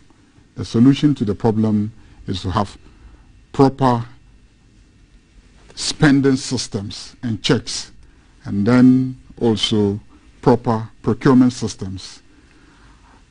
Auditor General is checking whether this thing, you are supposed to spend 100 Ghana cedis on it. You actually spend 100 Ghana cedis on it, and you accounted for 100 Ghana cedis. Period. No problem. No problem. Okay? But what Bevlo is saying is that Domlevo is saying that this thing, is it really 100 Ghana cedis? Because there's a limit to what auditing can do for you. If the auditing system doesn't incorporate substantive questions of, was this thing really worth 100 Ghana cedis? Okay? Then really, there's a limit to which accountability and corruption can be fought simply by just, reporting within the reporting year. So those are the things, and I think that both of them are right. Okay, so win-win. So let us listen to both and push to make sure that the Auditor General continues to work hard to report within the reporting year under the law. But at the same time also, let's strengthen the internal systems of institutions to make sure that the procurements and spending is done in such a way that there's value for money. Okay. You can't really argue with that, can you, Mr. Titus Glover? I have heard the President a couple of times saying that since he assumed office, his support to anti-graft agencies has gone so high compared to his predecessors, i.e. Church, the judiciary, including the audit service, to make sure that they are always on the beat, to make sure that they'll be able to do their work more satisfactorily to the admission of our people. Good. But going forward, I think that the PFM Act mandates the spending, the Public Financial Management Act mandates spending officers to make sure they comply with this act. So I think that to make the work of the audit service quite minimal, people in charge or the spending officers in these state institutions must make sure that they play by the rules. They conform to the PMF Act, and to make sure that they don't go outside the remit of what they've been asked to do. And I think that yes, a lot of work has been done by the current Auditor General to make sure that, and it's because the resources and the support that they are giving, because it is not the audit service alone. It's not that they contract private auditors of course. to do the work, to speed up teamwork, and to make sure what they are doing. First of all, there's a lot of work that goes on in the procurement process. Therefore, whether there's true value for money and as to what we could do. The President have made his statement. Domlevo has also spoken. Let's take a time and really make some comparisons and see whether what both of them are saying, there is some weight in it. And the best is what we all need to run this country for us. So awesome. I think that, yes, there's a lot that need to be done. But the auditors will have a lot to do if those spending these monies are not doing what is right. Awesome. The Honorable Daniel Ni Kwate Titus Glover is former Deputy Transport Minister and former MP for the good people of Tema East. And the Honorable Muhammad Yariga is MP for Boku Central and a member of 4 committees on Parliament. Gentlemen. No, there should be 3 committees. 3 committees, our appointment is done with, yeah. Gentlemen, thank you so much for your time. I wish you the best of your day. And when does Parliament reopen for business? They will announce, they will issue the notice. Okay, all right. So I'm sure you're filling your time quite well with interesting things. Well, I think so. Fine. Gentlemen, thank you so much. Enjoy the rest of the day. I wonder what they had for breakfast when they came here. I just drank water and it's going on. But people are telling me all kinds of things they are eating for breakfast this morning. And I'll share some of that with you. Hot pepper around. Hot pepper. I'm a guy. Yeah, what kind of fish? What's your favorite fish? Pala. Oh, no, pala is a good fish. Some good shoin, you know what I mean? Yeah, with good fish. All right. Just around the corners of hot pepper. All right. And I'll be good to go. Okay. I've seen my director for Fisheries Commission. He's there. He's a fisherman too. All right. I'll ask him about his favorite fish. All right. That's coming up. This conversation on fishing, fish issues. It's not fishy business at all. It's actually fishy, but it's not fishy, if you understand what I mean. And we'll be having a conversation on fisticuffs as well. Our bronze medalist is coming here for breakfast. Okay, and those of you who have been talking about food, read a couple of comments for you here. So apart from GTV breakfast, what are you eating this morning? And Maxine says akple agbamentadi. Now akple is like banku, all right, and agbamentadi is pepper. So banku and pepper. All right, and somebody is eating Ghana jollof this morning at Foyne on Twitter. And how's a cocoa with red one? Yes, I tried some in Tamale. I loved it with bread. That's Ni Osei Banaman. Those are the ones that are trending so far. I'll read more later. But for now, let's go to Mokola because Alan is keeping an eye on some demolition issues going on there. Alan, hi. Good morning.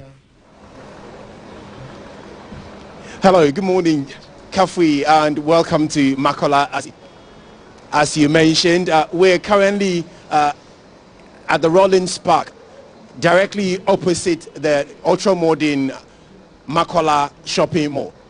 Behind me, if you can see, is a shop or some group of stores being pulled down currently. A little background to this. About a fortnight ago, fire ravaged through this building. And eyewitnesses mentioned it started in the early hours of the Sunday morning on the 15th of August. The integrity of the building was assessed by the fire service and considered to be dangerous and not fit to be renovated. And so they advised it be pulled down. This exercise is being carried out by the military. And so if you arrive here this morning, you'll have a very good military presence here to ensure, first of all, the safety of the members of the public as well as traders at the Mokola shopping area. We also have on standby an ambulance to ensure the safety of the men doing the job. Should any accident occur, they are covered by an ambulance on standby. The fire service are also keeping an eye on the work as is being carried out. You find that as the demolition exercise went on, the firemen would every now and then let out water from their fire tender to ensure that the dust coming out from the demolition does not affect other shops around the building being pulled down. Let me bring you into what the situation is and the effect or the impact of this exercise on traders, especially on this stretch of road. This stretch of road spans from the post office side all the way through to Tudu. And so it is one of the busy roads within and around the Mokola central business area. The road has had to be closed down in order to allow this exercise to go on. I spoke to the military men in charge of this exercise, and they tell me this demolition exercise would go on until the whole building is down. However, the debris will not be moved immediately from site. It will only be done at night. This is also to ensure that the safety of traders around here is guaranteed. The AMA are also on hand to ensure that traders do not breach the barrier and get close in order to catch a glimpse of what is going on. Indeed, they agreed to speak to us before we came on air, but unfortunately, as we're on air, we can't find the PR member who earlier on spoke to us. We tried to find out what they think or what preparations they have put in place to ensure that once this demolition exercise is done, traders could come back to the business. And they explained everything is being taken care of. Traders will come back, but they will ensure that they don't go close to the debris, as you can see behind me. I spoke to the fire service as well to find out if they have any idea what may have caused the fire. They will not speak to camera. However, they told me that the fire they suspect may have been caused by a faulty generator on site. I asked him further, how could you allow a generator into such a building that has so many shops? They explained that the shops are only at the top of the property and that the lower ground is a warehouse and the generator is used to power the warehouse, and so obviously they will be allowed to have such a generator on site. All right, this is just it's interesting how they agree to speak, and then when the cameras are ready, then they just vanish into thin air. Alan. Interesting how that happens, Kafui. They spoke to me really very nicely in camera, and then when we started rolling, suddenly they developed a certain camera phobia and won't speak to camera. So I can see what looks like a red, is that a fire truck? A red truck, and a lot of demolition going on there. Are the workers on site? Attendant fire, yes, fire engine, yes, to ensure that the dust generated from the demolition does not affect shops who are currently open and are working. And so every now and then they would let out fire from their tender to bring down the dust. Okay.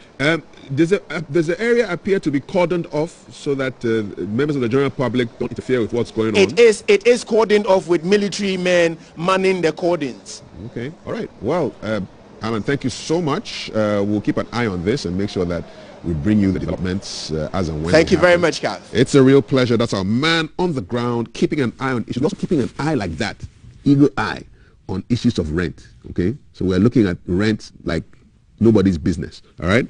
So, couple of questions I asked. This whole rent advance matter, how does it affect you as a landlord or a tenant? And Vincent said, thank God I'm out of these rent things. I think Vincent has now built his own house. So he's, and then Oba Tum Clemmy says, the joy in taking 2 years advance. So sweet. This is definitely not a tenant. That must be a landlord. All right. And some of you are griping about the agents on Facebook. Joy Carey says, I can see the landlords here by their comments. Of course, if somebody is telling you that the joy of taking 24 months is so sweet, you know that person is definitely not a tenant. We'll be having a conversation on the Rent Act in a short while, so keep your comments coming in. And still to come also is an issue on fisheries that should perk you up this morning. And then, of course, Samuel Tichi is our guest for breakfast, our sole medalist at the Tokyo Games. You stay. This is GTV Breakfast, brought to you by Awake Purified Drinking Water, Shield Acrylic Paint, and Adonko Next Level Energy Drink. Back in a few.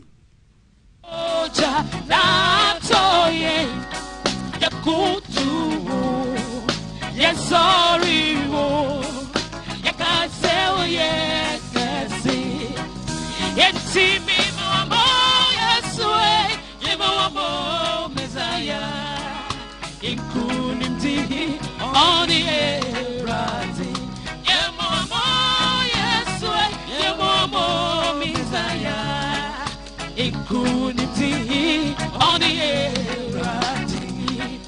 Oh, went to me no, wait your saban so in Kunimdi on the erati. Oh, went to me no, wait your saban so in Kunimdi on the erati. Me mama, yes, way, me mama, Messiah in Kunimdi on the erati.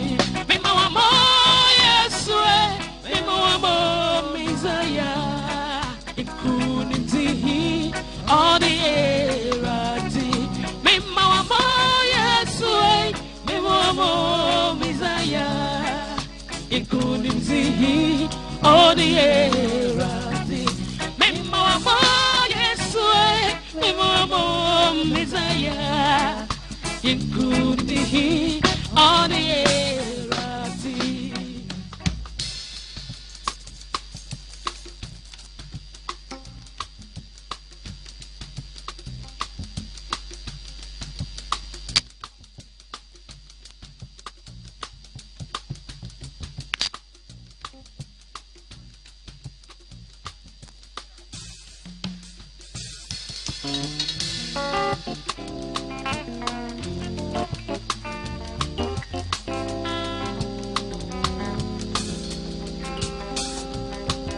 I don't look like what I have been through. You turn my pit into a well. So the essence of my praise is centered on your grace. I don't.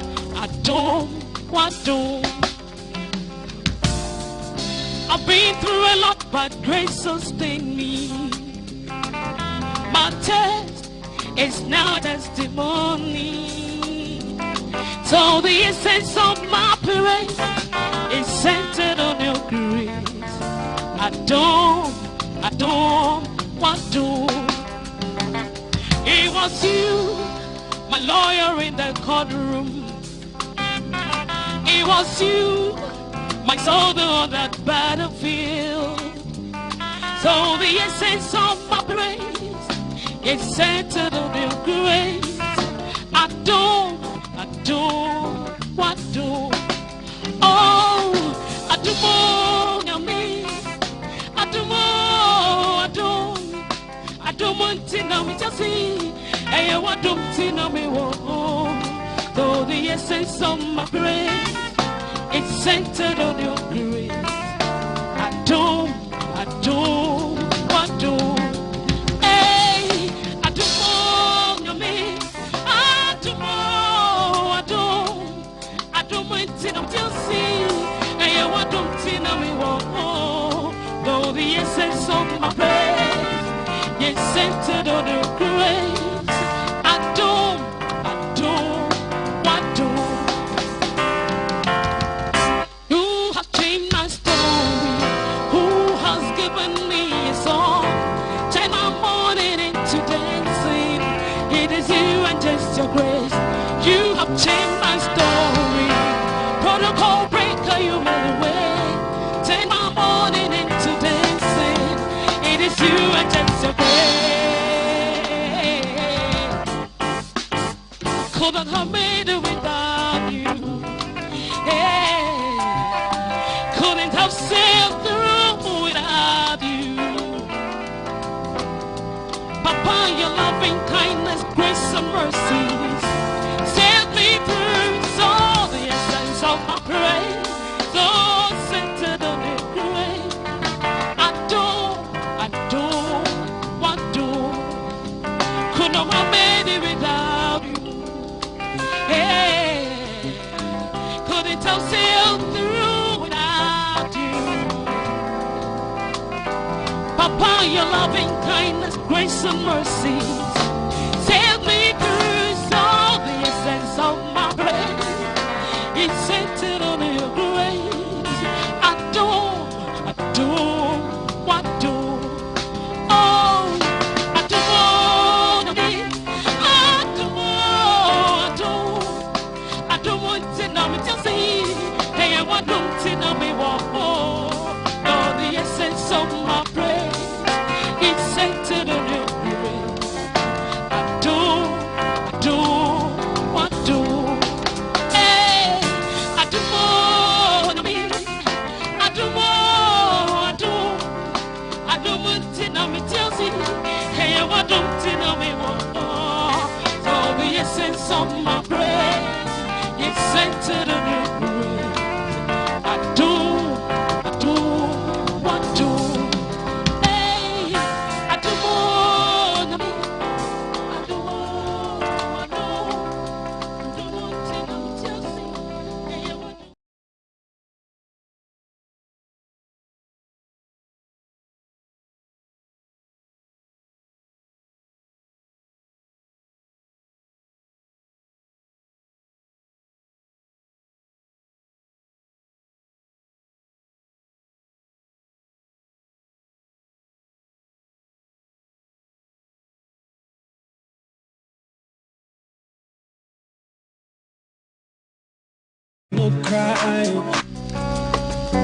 Joining us, thanks for staying with us until now. You're watching Breakfast on GTV. Follow us on our social media handles. I keep saying follow, comment, share, and get interactive with us as we engage you this morning. We serve you breakfast heat hot every morning. In this segment, we'll be talking about issues pertaining to fisheries. And if you live anywhere along the coast, you may have noticed that sometime towards the end of July and August, there was a closed fishing season, and so some fishing activities were limited or curtailed to make room for the fish stock to be replenished.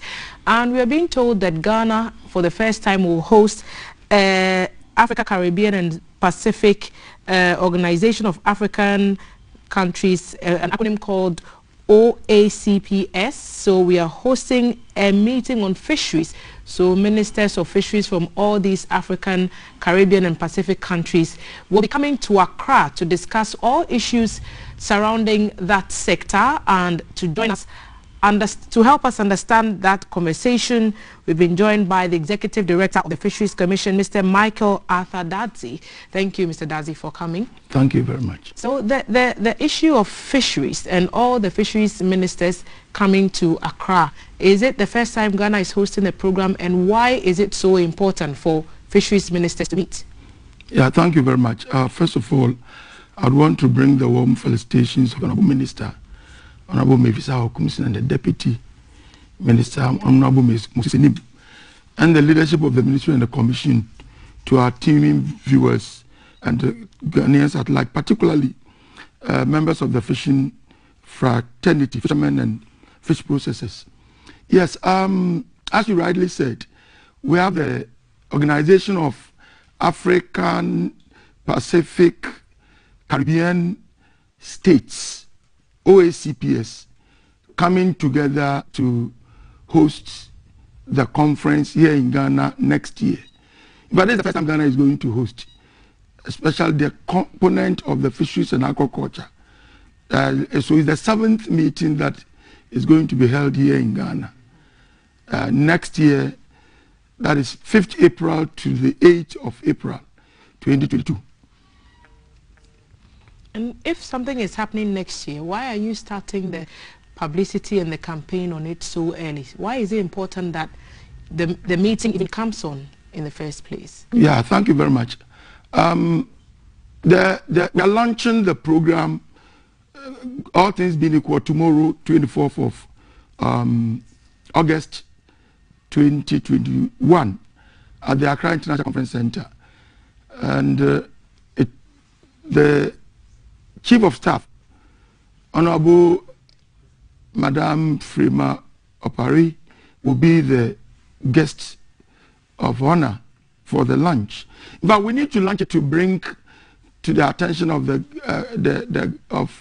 public that such an important meeting is going to take place here in Ghana.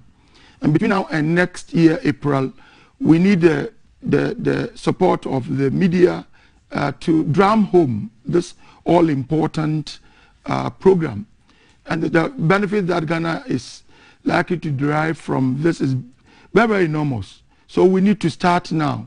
We have had instances where important programs will be going on, and you meet someone on the street and you ask, are you aware of this program? Say, we are not aware. Even in-country programs have suffered such feat. So we need to let the public know what is going on. Okay. So that's why we are starting now. So what are some of the issues that you will aim to address with this conference? And how common are they in the affected countries? So Africa, Caribbean and Pacific states, how common are these problems that you seek to talk about? Yeah, thank you very much. If I may take us back. In fact, this OACP organization was formed in the year 1975 under what we call the Georgetown Agreement in Togo. And it's comprised of 79 countries. The Africa component is 48. So we have 48 African countries who form part of the 79 countries. And all the countries in Caribbean except Cuba. In fact, the focus is in the area of fisheries and aquaculture, trade, industry. There are other components. But we are in the fisheries and aquaculture sector. And in the year 2000, in furtherance of the earlier agreement, There was also the Cotonou Agreement, which zeroed in on the relationship between the ACP countries and the European Union to foster cooperation in the area of fisheries and aquaculture, trade, industry. So, zeroing in on the fisheries and aquaculture sector, there's a 7th meeting that is going to be hosted by Ghana. The first one was held in Brussels, followed by Seychelles in Brussels in 2009, Seychelles in 2010, Fiji in 2012, Brussels in 2015, and then in 2017 we were in Bahamas for the meeting, and 2019 in Apia in Samoa. Now, the meeting rotates from block to block, and it is now the turn of Africa block. So that's why Ghana is hosting. Among the 48 African countries, and even with the support of Caribbean and Pacific, at the Apia meeting, it was unanimous that Ghana, being a very peaceful country, relatively peaceful country, and the fact that Ghana has been able to manage the COVID proactively. So all things being equal, 2012, the face-to-face meeting can come off. And thankfully, if the vaccines that we are expecting comes, a greater number of Ghanaians will be vaccinated. And that will not lead to downplaying the protocol observation for this face-to-face meeting. And the foreign nationals who will be coming, we are extending to them up in-country protocols and what they need to do before they come down. Mr. Dadzie, initially I asked you what the common concerns were for the countries that were coming to the table and what the discussions will center around. Very well. The discussions will center on, if you look at the team, maybe I need to talk a little about the team. The team is looking at blue economy and then harnessing these resources to ensure effective maximization of the potentials of the resources. And the blue economy, we are looking at the ocean and water bodies and how the potential therein will be harnessed for effective management and utilization. Here we are looking at fisheries resources. We are looking at oil and gas. We are looking at mining, seabed mining. We are looking at transport, maritime domain. How do we manage these resources to the extent that there wouldn't be any negative effect? Oil drilling, what is it that they need to do? They need to ensure safety so that they will avoid spillage. Because once there is spillage, it affects the fish resources. So at the meeting, we are looking at where did we take off from? What are we and where are we going?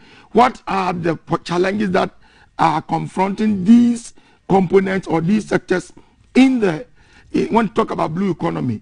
What do we have to do to ensure that we harness resources for benefits of us as humans, as our country, and the world at large? It looks like you have a full plate for the next few months. So we will wish you well for tomorrow's launch. Thank you very much. And we'll look forward to the main event, which will be on the 5th to 8th of April next year. Thank you. Thank you so much for appearing on the show. Mr. Thank you very much. Michael Arthur Dadzie is Executive Director of the Fisheries Commission. He's been telling us about Ghana's plans to host the Organization of African, Caribbean and Pacific States, OACPS, next year for a fisheries conference, and 75 countries are taking part in that, 49 of them African, looking at all staff fisheries. So the fisheries and aquaculture, trade and industry, and all that they could do to make sure that the industry is resourced appropriately and the maximum benefit is derived from the fisheries sector. If you're a landlord or a tenant, the next segment is one you do not want to miss, because the Rent Act people are in the house and they are here to answer all your questions. So stay, follow us on social media, send us your questions on our streams, and we will be sure to put them to the experts.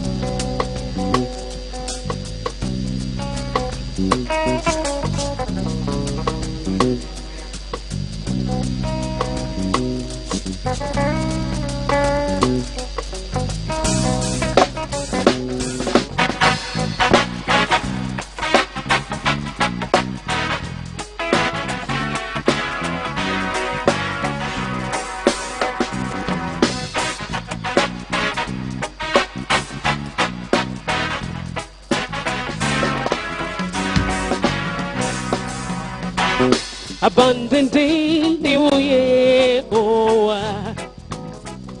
Omona wonderful in the journey better. Omona I want to fall in a benya famudi abundantly new Yehovah. Oh, Omona I want to fall in a benya famudi abundantly new Yehovah. Abundantly new Yehovah. Omona wonderful in the journey better. Omona I want to fall in a benya famudi abundantly new Yehovah. Oh, Omona I want to fall in a benya famudi abundantly new Yehovah.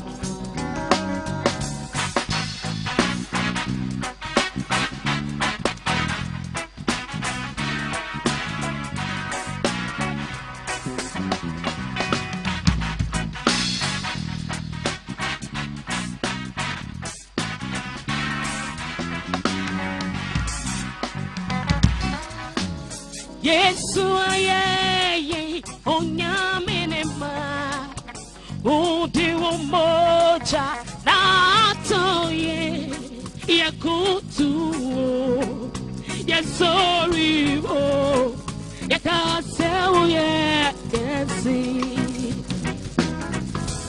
Yesu ayeye onyaminema udi umoja. Thanks for staying with us. It's GTV Breakfast, and it's a conversation you don't want to miss. So make sure you're following our social media handles and you're sending us your thoughts and questions so that we can ask them on your behalf. So if you're renting, you might want to stay for this one. And if you're a homeowner, you might also want to stay for this one. There's so many lessons for all of us to learn.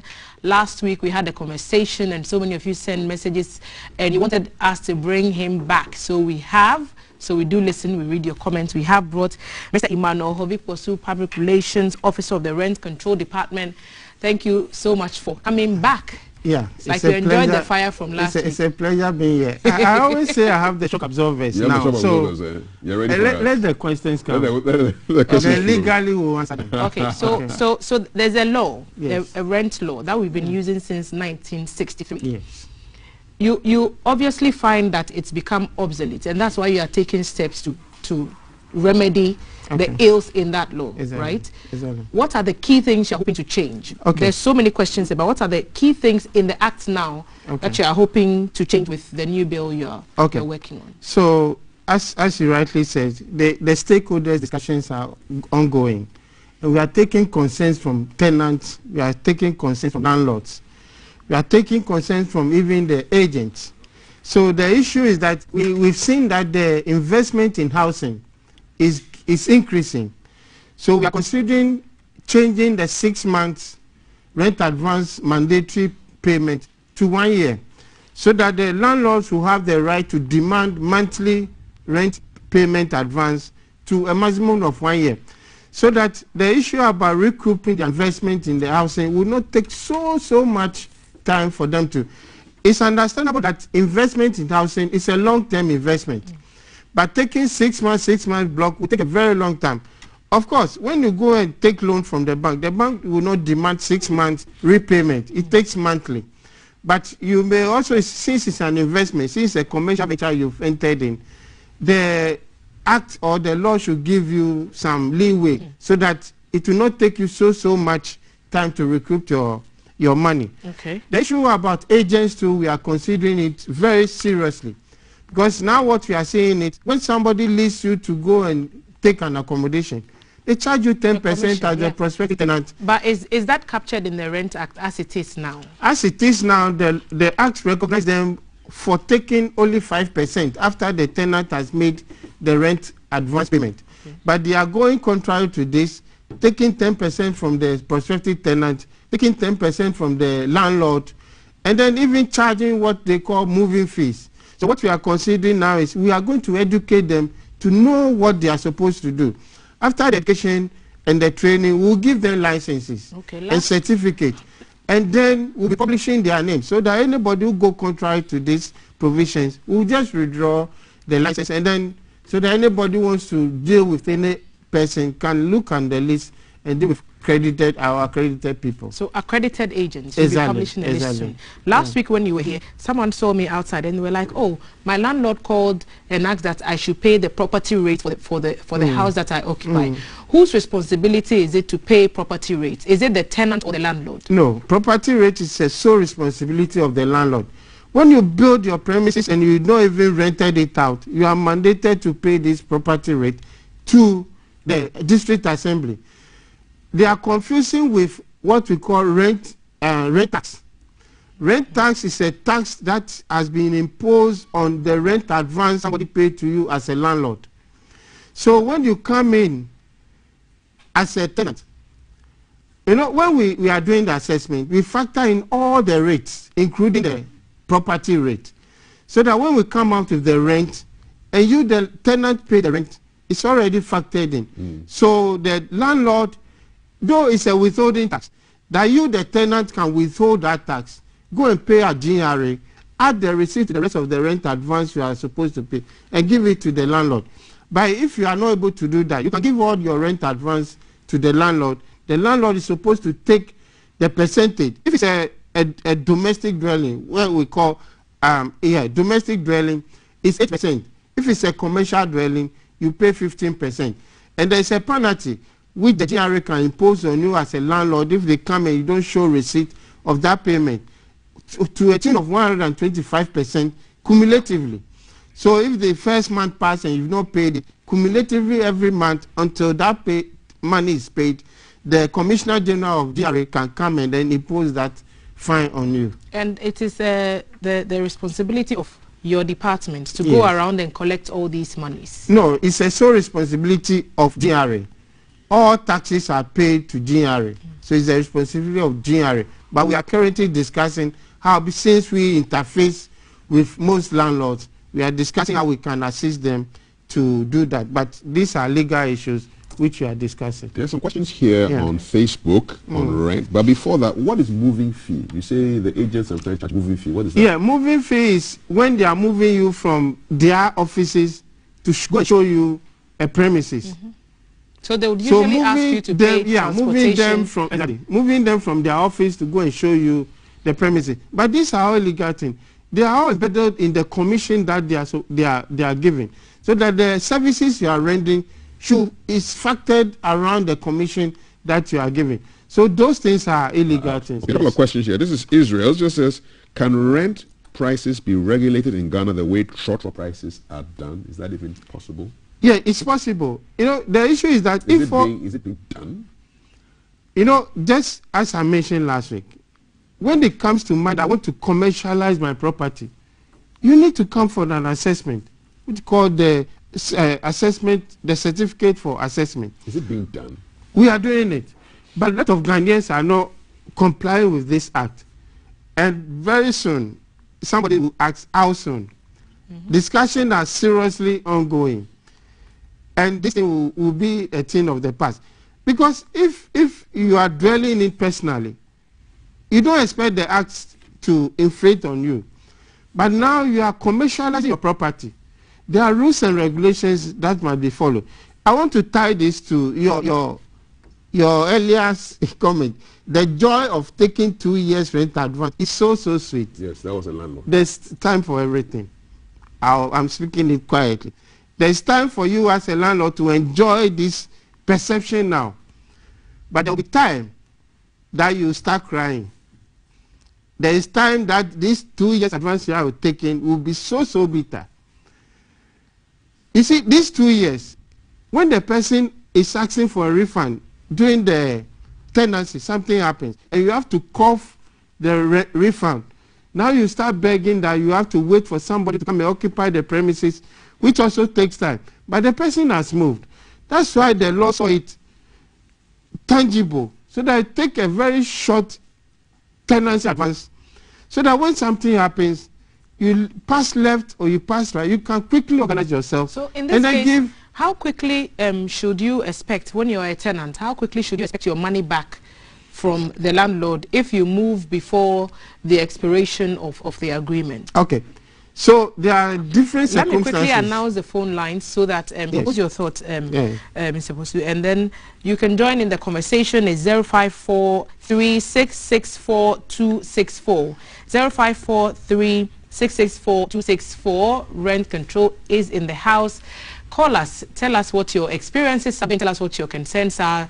Definitely ask your questions, and then he will attempt to answer them for you. Let's see what you think. So you're talking about how soon you can get your money back. So there are different circumstances around this. All must be stated in the tenancy agreement as to what will happen when somebody is done. But the issue is that if you've committed an offense, and the landlord brings you before the rent control office, and you are found guilty. An offense? What could that be? So when you look at Section 25, there are different offenses under which if a tenant commits, we can stand on this and then evict the person for the landlord. I'm saying this again, that we do this for the landlord. So if an offense is committed in the mind of the landlord has no right to forcibly eject that tenant. The landlord has to report the person to the rent control department. The first issue is about using the premises for illegal and immoral purposes. Right. Using the premises for illegal activities. Let's hear, Alfred has joined us from Pung. Alfred, what's your concern about renting and, giving your property up for rent this morning? I think we may have lost Alfred there, but we'll try. The phone lines are still open, 05436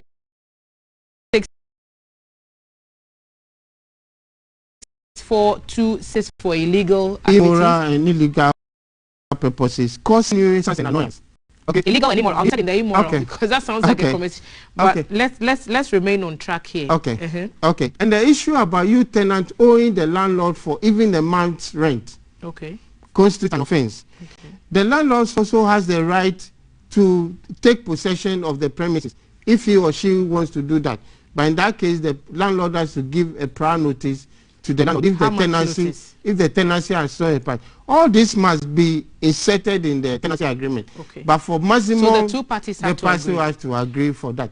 So these are the comments. So if it is the landlord who is pushing the tenant out of the premises, then immediately the landlord must get funds to refund the tenant.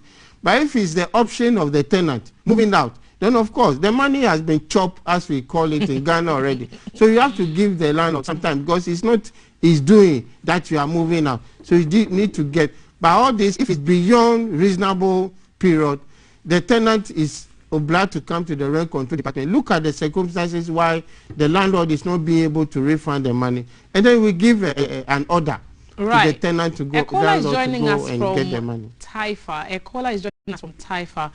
Tell us your name and then let's hear what your submission is. Yeah, good morning. Good morning. My name is Francis from Taifa. Okay. Francis, what's your concern? The concern is about some of the landlords who normally can you speak up a bit? We can barely hear you, please. Just speak up a little bit. Okay. Some of the landlords, when they're in their houses and then all of a sudden they will give when they're in the room, then they'll give out the room to another tenant whilst they're in the room. So how can that also be possible done about it? What can we do about that one too? Okay, Francis. So thank you for that question. He's talking about giving the room out without notice to the current occupant to someone else. So I presume that the agreement may not have expired and yet they've given it to somebody else. Yes. So all what you are telling landlords that you cannot rent an occupied premises to somebody. We only rent a vacant premise. Even if the tenancy is going to expire, there may be circumstances that may not push or allow the tenants to move away. Example is just the COVID lockdown we had. That somebody's time is up and the president has locked us in the room. The person has not moved out and you've collected somebody's money. You are going to create problems for yourself. So advice we are giving landlords is that you only rent vacant premises and not occupied what premises. What are his rights? What can he do? Yeah, he has to come to the rent control department. Okay. So another question here. Yeah. Landlord sent me notice that he wants to renovate the place I'm in, so we should all move out. My rent is not yet due. What can I do? Yes, as you rightly said. Before you answer, can I add Emmanuel's question? Okay. Emmanuel from Michelle Camp. Good morning. Thanks for joining the Breakfast on GTV. Yeah, Madam, good morning. Very good morning to you. What's your question or concern? Yeah, my question is, imagine you give the room to a tenant, and maybe he wanted to leave, and maybe don't inform you, but just go and leave the key somewhere. Meanwhile, the tenant is owing. How are we going to do about it? Okay, so the tenant leaves without notice. Without notice, and he leaves the key at the house. Left the key where? Yeah. He leaves the key to someone. Okay. So someone who's not obviously the landlord. Yeah. Okay. Okay, Emmanuel. Thank you. Thank you. So we'll add that to CAF's earlier question. Yes, so the issue about renovation, when you look at section 17, it gives those options. Whether the place is deteriorating, the landlord wants to renovate the place. So in all such cases, the landlord has to give the tenant ample time to look for an alternative accommodation. Tying with this vacation without notice. You know, the contract starts when the key is handed over to you as a tenant. And it ends when you, the tenant, gives back the keys to the person who gives you the key. So if you give the key if you give to somebody else, it still counts. Okay, it still counts. It still counts until the date expires. If the date expires, the tenancy ends, and the landlord has still not got his key. The landlord has the right to come to rent control. Will follow the process of called asconement. The asconement is where we force open the building. So when the time expires, the tenancy expires, you, the landlord, has still no right to forcefully open the building. But the tenant can come back and say, my A and B has got missing. So you come to rent control, follow the asconement process, where we'll get an order to force open. Even if there is nothing, you should don't have the right to forcibly open the premises. Okay, now there's a concern here about people who have built apartments for rent. So does your mandate also cover these apartment buildings? Okay. That have quickly... Like yes, so apart from government properties, government stores, all private buildings, commercial buildings that are being put on rental issues comes under rent control department. What does the law say about charging rent in foreign currency, specifically in dollars? Yes, so foreign issue is a national issue. It's not pertaining to only rent.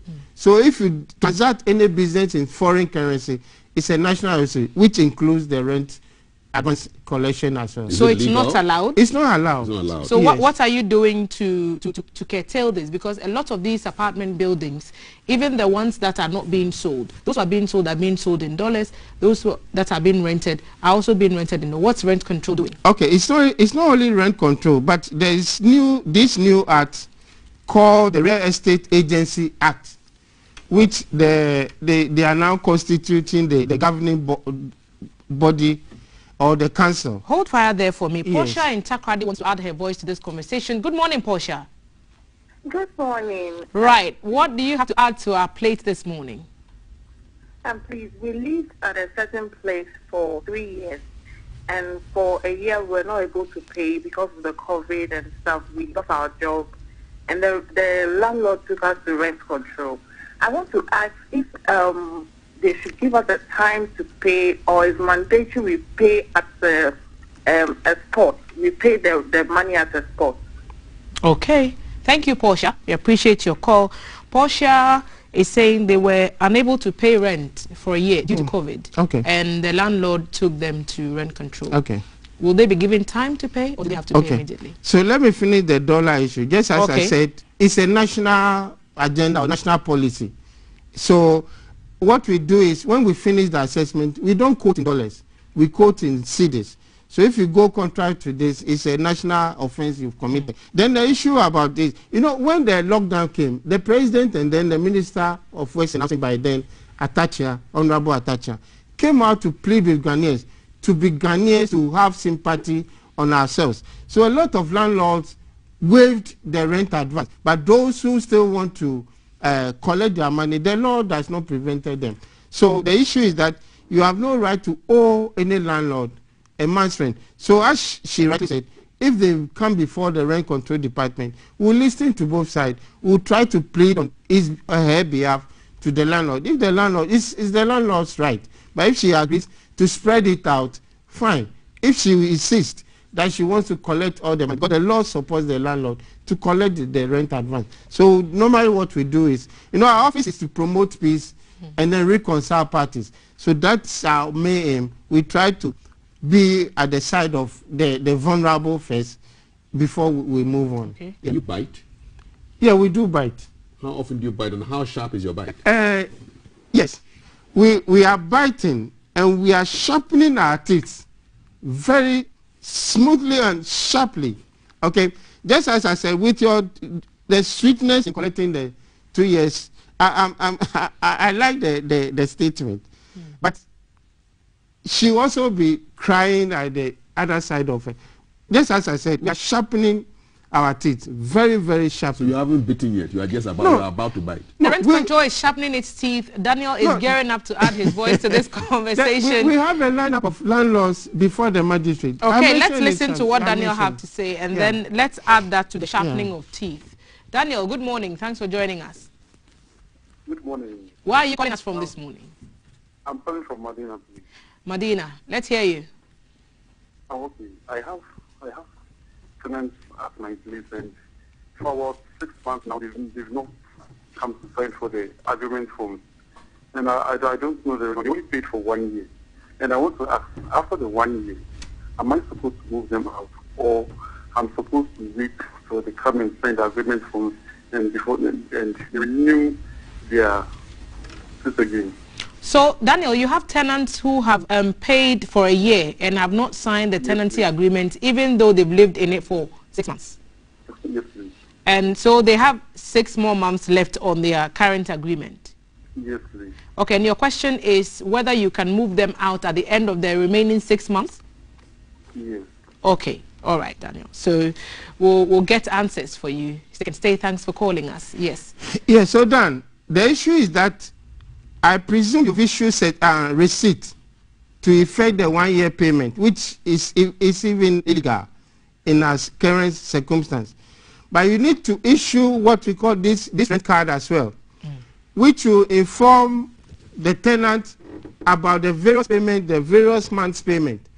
So if the tenant is not willing to sign the tenancy agreement, you can report the tenant to the rent control department so that we insist, because the tenancy agreement is the agreement between the two of you, despite the fact that you've issued a receipt to effect the 1 year payment, which is an evidence of their 1 year payment. Just as I said, it's illegal.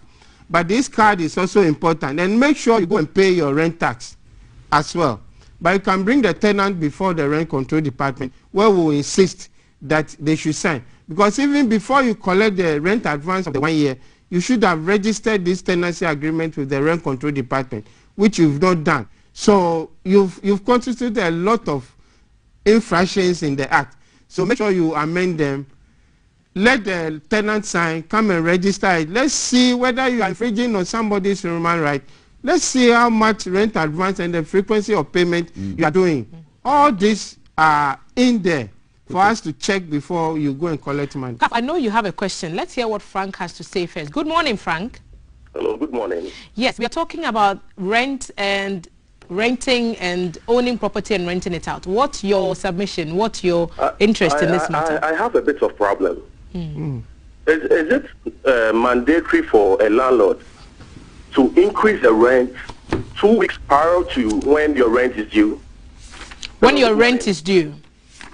Okay. Is it right for a landlord? Is it right for a landlord to increase the rent 2 weeks when your rent is due? Okay. So and two, please. If the 2 months is he gives you, is he supposed to give you additional time? If you can't pay for the 3 months, are you supposed to give some time to stay? Okay. Thank you, Frank. What's the response to those concerns? Okay, so before Kafui can say. You can answer that question. Okay, so under Section 19 of the Rent Act, it is landlord prohibited from collecting rent increase resulting from increase in rate without notice.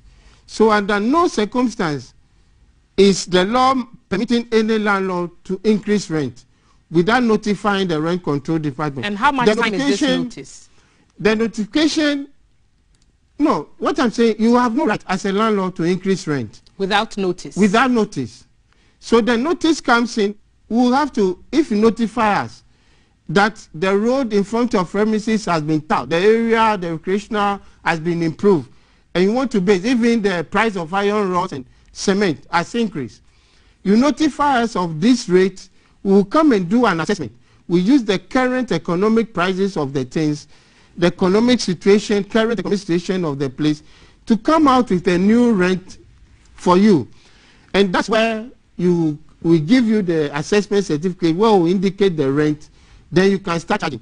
So no landlord has the right 2 weeks or any period before your tenancy to increase the rent without giving us notice. But they are doing it, and you told us last week that even the assessments that you want people to do, they are not even coming forward for you to assess the premises and you are renting them. So then it's like there's no win. There's a win. You know, implementation of the act, education is part of it. And the education set aside, all of us must put our hands on deck to make sure the law. So let me just tie in with this grace period. That is in the mind of tenants. After their tenancy, they now demand what they call, I don't know where the definition comes from, grace period. Okay. And some goes to the intent of saying the grace period must be free. There's nothing such in our laws. Let's keep hope alive by keeping grace at the back of our minds and speak to Abraham in Adenta. Abraham, good morning. Good morning, madam. Yes, what do you want to add to our conversation this morning? Yeah, so I have a little problem that I want to... Go right ahead. So I have been in this house for close to 4 years now. Okay. The landlord collected 2 years advance, after which I was paying monthly. Okay. Due to certain circumstances, he is now saying we should move out all the tenants because of a light problem and has given us 30 days to move out. So I wanted to know if that 30 days is within the frame of the law. Okay. Thank you, Abraham. So is 30 days enough notice to serve on tenants to evacuate? Yes. The issue is that when you sign the tenancy agreement, you tell me you are staying there from 1st January to 31st December for 1 year period. You shouldn't let me come to you that your time is expiring, that I have to give you extra days. You know the agreement we signed, that 31st December you pack your things and move away. But he's lived in the premises for 4 years, and he paid 2 years initially and subsequently paid 1 month after. Yeah, so that's why there's a renewal of tenancy frequently. So that if you live even for 20 years, you know you've renewed it at a certain point. So the current renewal is what we forget about you being in the house for so many years. Go by the agreement. We go by the agreement. Quick question here. Yes. Please, what is wrong or right if someone whose rent is due gives you the key and later informs the landlord he is moving and wants his relative to continue? Yeah, that's what we call with subletting, because you are not the initial person who comes to rent the place. That's Emmanuel. So, yeah, so when it comes that you want to sublet, you need to inform the landlord. The landlord has to give you authority. And then you do that. You do that. Now, whose responsibility is it to have the tenancy agreement? Can the landlord tell you, bring the agreement? No, it's the sole responsibility of the landlord. The landlord has to draft the tenancy agreement, give it to you, you read through. If there are some provisions you are not convinced, you are not agreeing with, you tell the landlord to change them. Rent control, do you have a database of all landlords in this country? Yeah, we have a certain database. Certain database? What is that? Yes. That means I like where you're going with this. Hold on premise registers. Okay. Which has all the list of landlords. Okay, so those who have not reported their vacant premises, we don't have such. I want to see this database. Okay. The issue is that we are going to write at the back of the current housing census that has been done. Going to? And Comfort also, is joining us. No, we are discussing. Mr. Kwasu, hold on for me. Okay. Comfort has joined us in East Legon. We want to take as many of your questions because you asked us to bring him here. So, Comfort. Yes. Yes, let's hear you. Okay. I called in and the person was like, increment of this, rent. And, excuse me, the man was like, the person has no right to do that or until you come to rent control. Yep. The question goes to the landlord and the landlady. When him cement bo, when him in that the bo, so in this case, when the person is on you, what will you do? Because of what he's saying, I've never heard it from anywhere. Like just waking up to say you have no right to increase your own house that you built and that go to rent control and those things. Those things, is it really working? Yeah. Because we are living in rented places and we are facing a lot of problems. Right. The light issue, the That's a water good issue, one. You won't see the bills a whole lot. Whatever they want, that's what they do with us. Okay. Just early morning, you won't cement. But when we start blocking Easy, Comfort. Easy. Yeah. Mr. Kwasu has heard your question. Thank you so much. Even if you are not from Gra, most of the people who are watching our honorable, the man discussing this issue, most of them are mad at us. So, some people are very, very upset with you for the things you're saying. I the understand landlord comes and says, "Won't to cement that, won't to block that." How do you tell me how to price? Yes. So if you don't want any law to guide you, then stay in there with your family and your friends if you like. Okay. We understand you are trying to help to bring the housing deficit down, but there are rules and regulations that might guide you because you are not going to collect some money from somebody. So the issue about cement, iron rods, the issue is that if you don't want any laws to guide you, the law does not. Don't rent them out. Someone sent a message. Where do landlords go for these rent cards? I presume it's the pink one that you were holding. Yes. So you can get it in any of our 58 offices across the country. If you go to a district where our president is not there, they will show you the closest rent office closer to that district. So you can get it in any of our offices across the country. Okay, Jeff is eager to have a bite of this cake. Jeff, good morning. Good morning, ma'am. Okay, what's your contribution? Yeah, I'm very grateful for this program. I enlighten most of us on things that are happening in the renting sector. I want to thank my honorable friends. They are doing a good job, but from what he's saying, all the things that he's saying are somehow new to us. We are aware that people shouldn't be taking so much money in terms of advance and stuff. Are you a landlord or are you renting? I'm renting in Kumasi, but I have a place in Accra. Okay. And it's new to you on the level of homeowner and tenant. Jeff? Yes, please. And all this is new to you as an owner of a property and also as someone who's renting? As a tenant. Okay. Yeah, I'm talking as a tenant now. So the rent control should sit up because they know people are doing their own thing and they know what people are doing is wrong. And they are sitting down as if nothing is happening. So my honorable brother, please, I beg you, if you want to help the poor, then you do that. Okay. Thank you very much. He wants you to sit up, and then I'll just add this in. Okay. So this is a question from Twitter. Does rent control have control over university hostels, the public universities? They say this is really affecting us, the students. This is a message on Twitter. Do you have offices in the various public universities, KNUST, UG, UCC? Do you?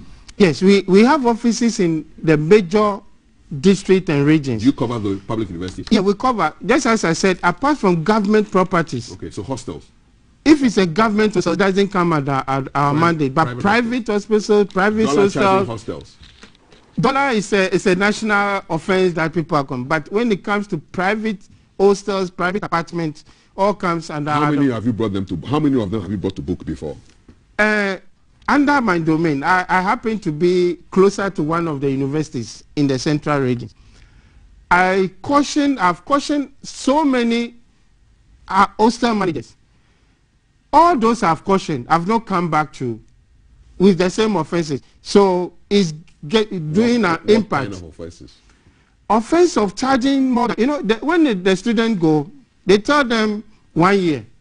1 year in the mind of the hostel manager is 2 academic years. But in the minds of the student, it's a full year. So all these things come to play. One of the questions, they are supposed to charge semesters, not the full year as they come. So those questions have ceased closer to the university I'm talking of. So this is the impact that is going on. But the issue about Jeff, we understand this education should have started since 1963. But for the past 3 years, we've done a lot in a massive sensitization program. That's why we are seeing the vice president coming out to digitalize the rent control office, trying to change the new rent act, coming out with a lot of issues to strengthen the rent control department. So it's having an effect now. Okay, so let's hear Amma. We are still continuing. Let's hear Amma from Abukubi and let's see what she has to say. Amma, good morning. Good morning. Me was saying something I'm person is papa no. Okay. And he say, "It's your high diner." Hello. Yes. I told you high diner. Keys, it's supposed to be 3. They will take 1 and then give you 2. Meanwhile, the other thing, security reasons. Sometimes what we do is you don't key at the end and they are sexy in there. To say they are replacing the man or the baby, not that and also. Right. Thank you, Amma, for joining this conversation. It's about keys. Yeah, Amma, the landlord cannot tell you how to securitize yourself, how to secure yourself. It's the right thing you've done. If the landlord has no right to force you to replace his or her keys in your doors, you've done the right thing. The landlord cannot stand on this and evict you. If such things is about to happen, get to the rent control department because you've done the right thing. So the tenant has the right to change the locks. Yes, for security reasons. Because just as she said, even if it's more than 3 keys, how would you know?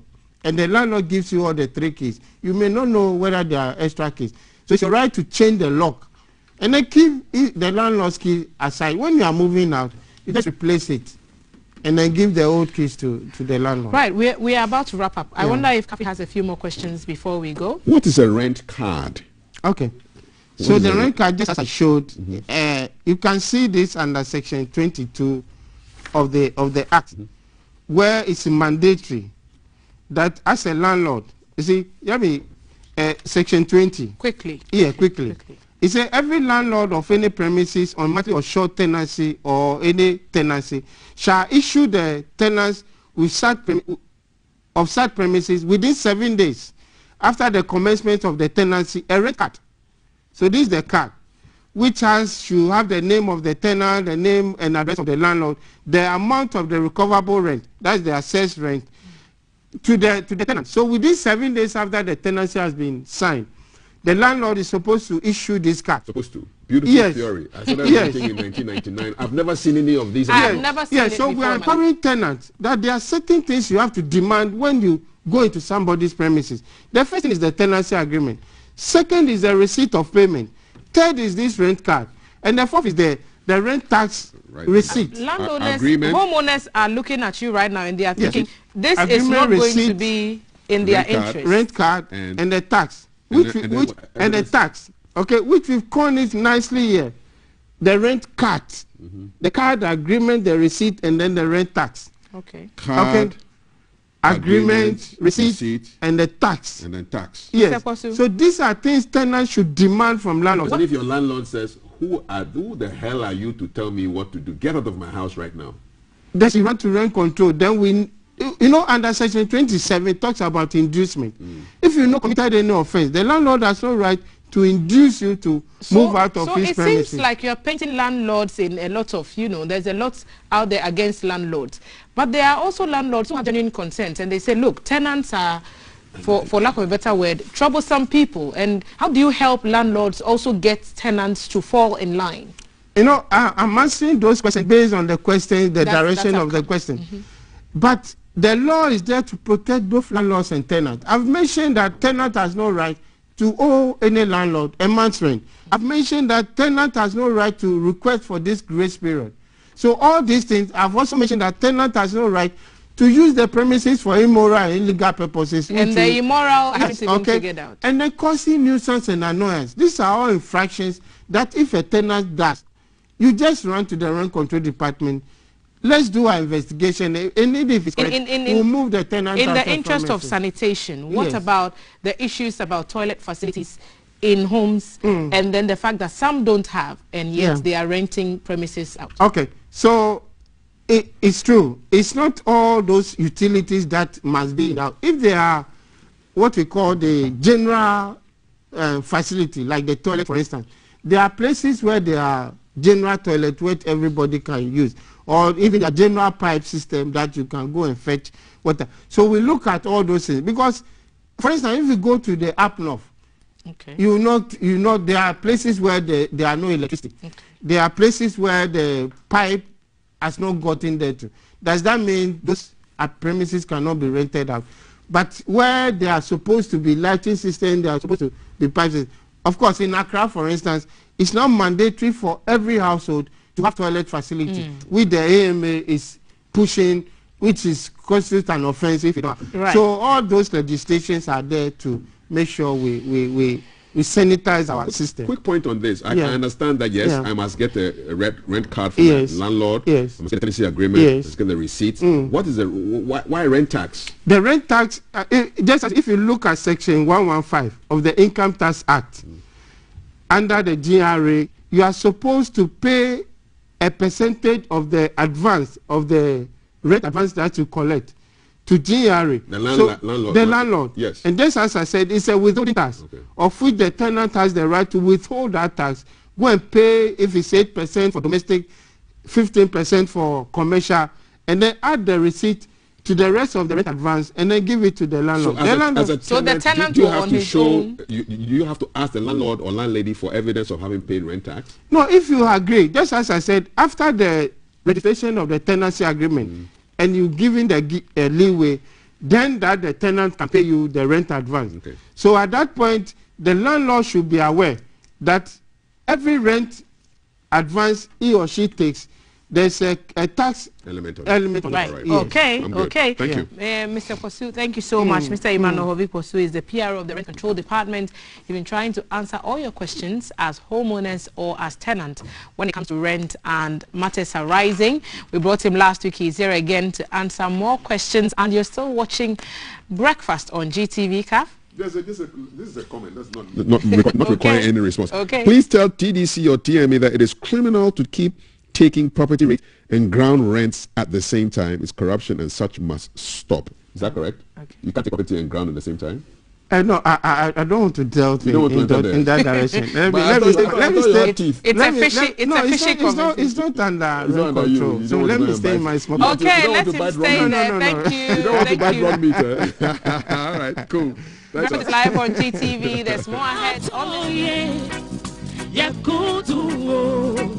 Yes, sorry, oh, you can't say, yeah, can see.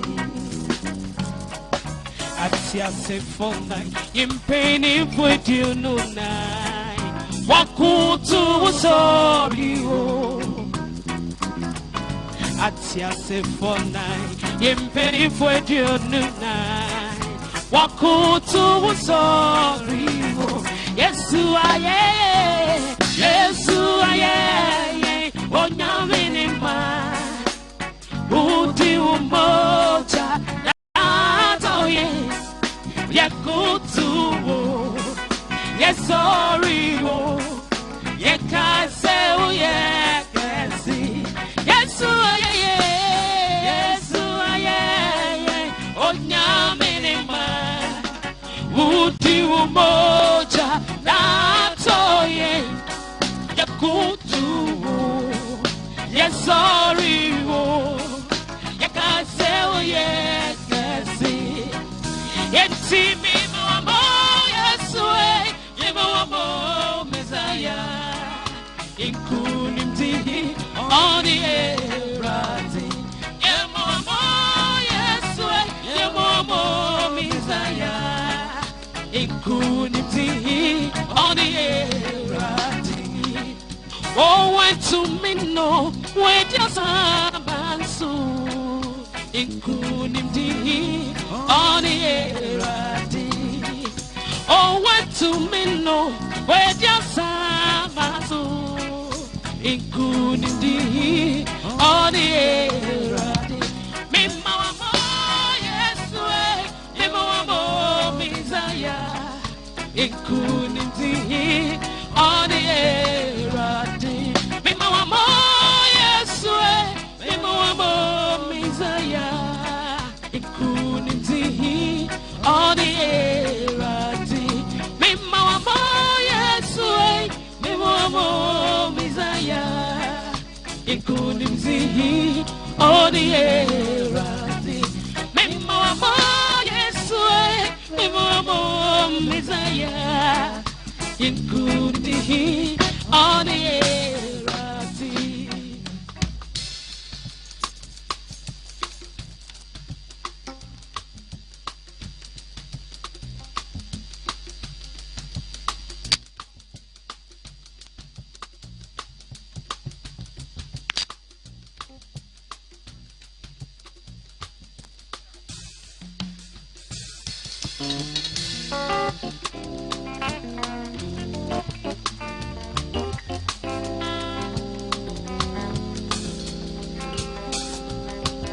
I don't look like what I have been through.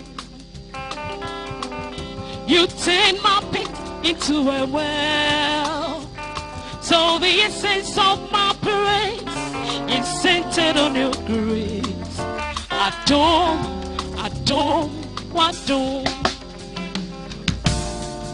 I've been through a lot, but grace sustained me. My test is now testimony. So the essence of my praise is centered on your grace. I don't. It was you, my lawyer in the courtroom. It was you, my soldier. Samuel Techi, Olympic bronze. So the essence of my praise is centered on your grace. I don't. Oh, I do more than me. I don't want to know me just see. Hey, what don't you know me? Though the essence of my praise is centered on your grace. I don't. Hey, I do more than me. I don't.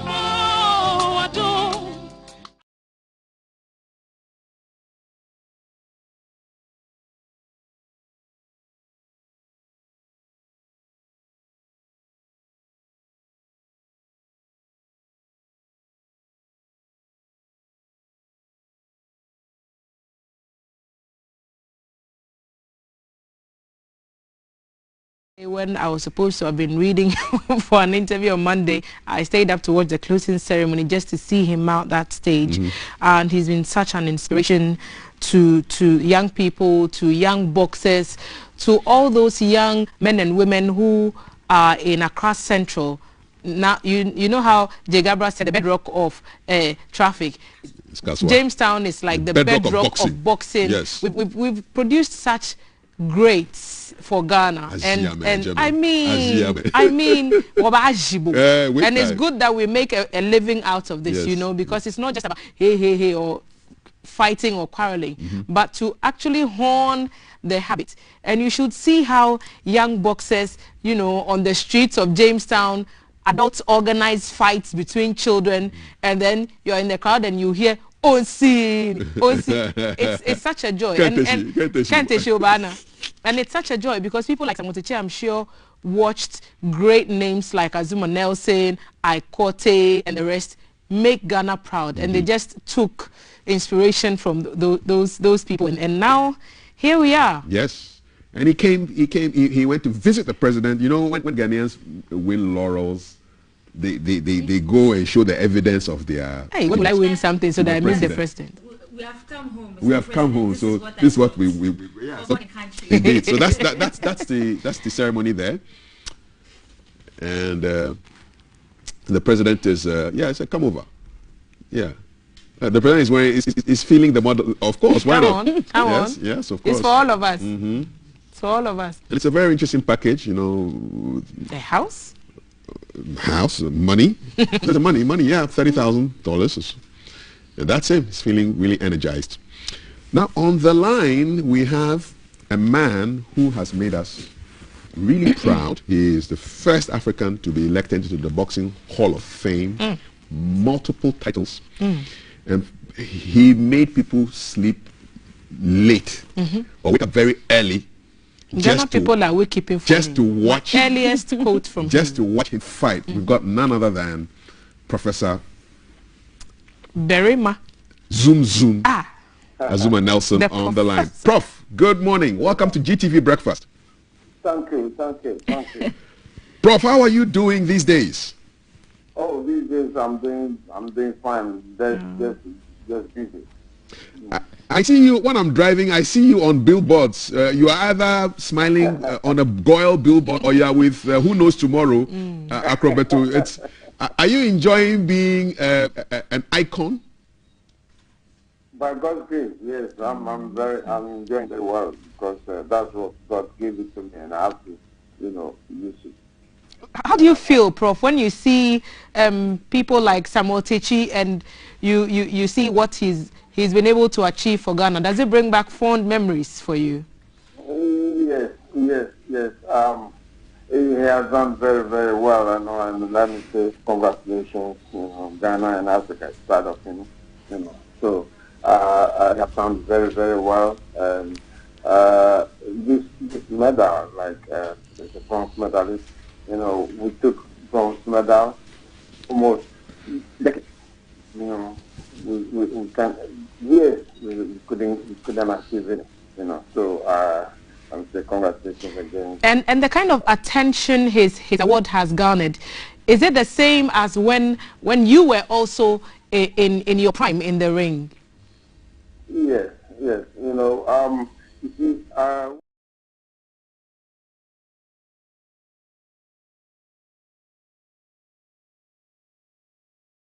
of course, you want to be you get to the box. When you get to the top, people will be happy, and you'll be happy yourself. But to get to the top, there is not easy. Right. We've had people say that more investments need to be made into sports, and specifically because we are talking about boxing, let's narrow it down to boxing. What more do you think government can do to promote boxing? Yes, first of all, let me thank the president of Ghana, His Excellency President Akufo-Addo, for the welcome and the great visit to our fans. I encourage the other ones to do more. And what did you say? Come back. Hello. Yes, Prof. We're here. We can hear you loud and clear. Yes. What question did you ask? I was asking what more you think government can do to help boxing get better. Yes. That's what I'm saying. Okay. So government, like we are saying, it's not easy. The sport is not easy to manage. You need money, to put in everything that you're doing. Like we always saying that we need the places to train, the gyms, the equipment, and what we eat. Boxing is very, very tough game. So if you don't have somebody to support you, you can't get where you want to get or what you want to achieve. So we begging the government to right. Zoom. Yes, ma'am. Right. One of the quotes, the famous quotes from you, is that you have to be a great boxer, you have to maintain some level of discipline. What would be some tips you share to the young boxers coming up as to how to stay disciplined and stay on the straight and narrow? You know, when you have to be, first of all, you have to get yourself to God, be humble, and listen to your coaches. You know, especially my son now. When right now he's bronze medalist. He's a famous guy now, and he's going to have a lot of friends. You know, and he has to be careful of friends, you know, because some are good, some are not bad good. Right. You know, and if you got out from if you didn't go to drugs, you know. Then let anybody put him to drugs, you know, to destroy his career. This is his time. God has given him this boxing to become somebody. So he has to be serious. Now he has to train harder than before. And boxing is in America, you know. So I'll be happy if as managers, you know, can make arrangements for him to leave this country and go to America, go and get from one of the good promoters there and to manage him so that he can be a world champion. He wants to become a world champion. He's a world champion for all of us down in Africa. Right. If you were asked to name one promising boxer, Prof, can you? Who would that person be? And if it's more than one, let's hear who you think is the next promising star for Ghana boxing is. In Ghana here, I don't know. But what we have now is what we in our hands. That's what we have to push into to go early to make become a world champion, and then make all the money you can make, and then you know. Making money it's a big deal, isn't it, Kaf? We're talking about retirement, even for sporting professionals. What advice would you give for preparing for retirement, especially for younger persons in the sporting industry?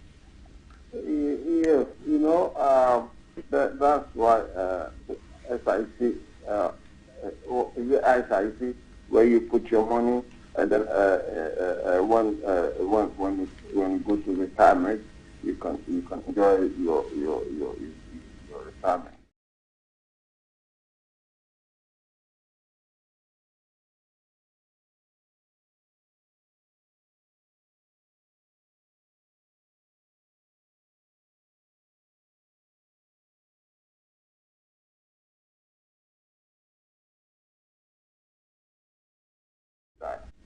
Right.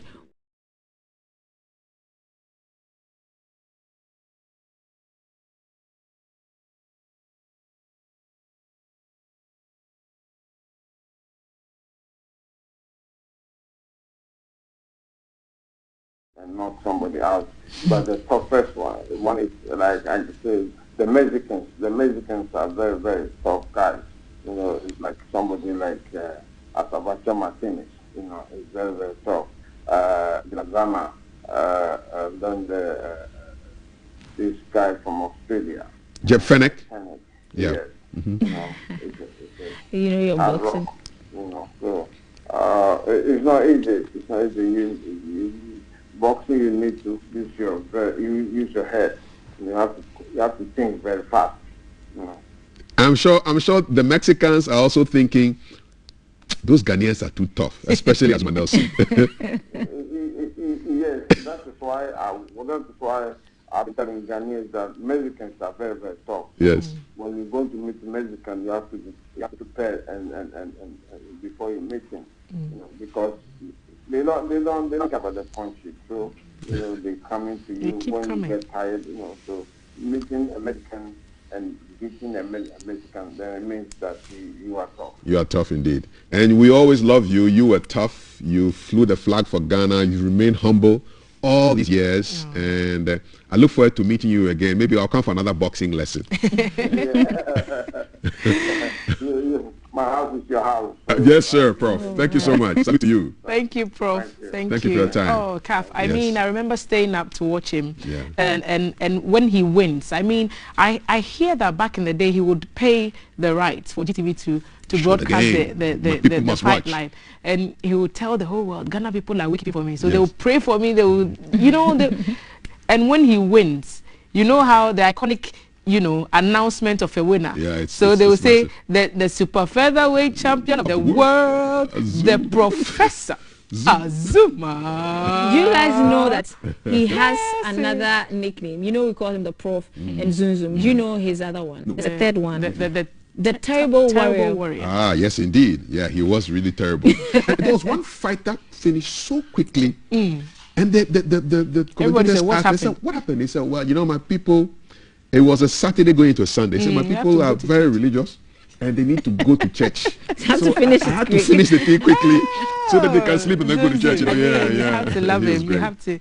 And he gave someone great advice. He said, stay humble, stay away from drugs, stay away from bad friends. And don't let the fame get to your head. Exactly. Key thing for me was he said, get insurance.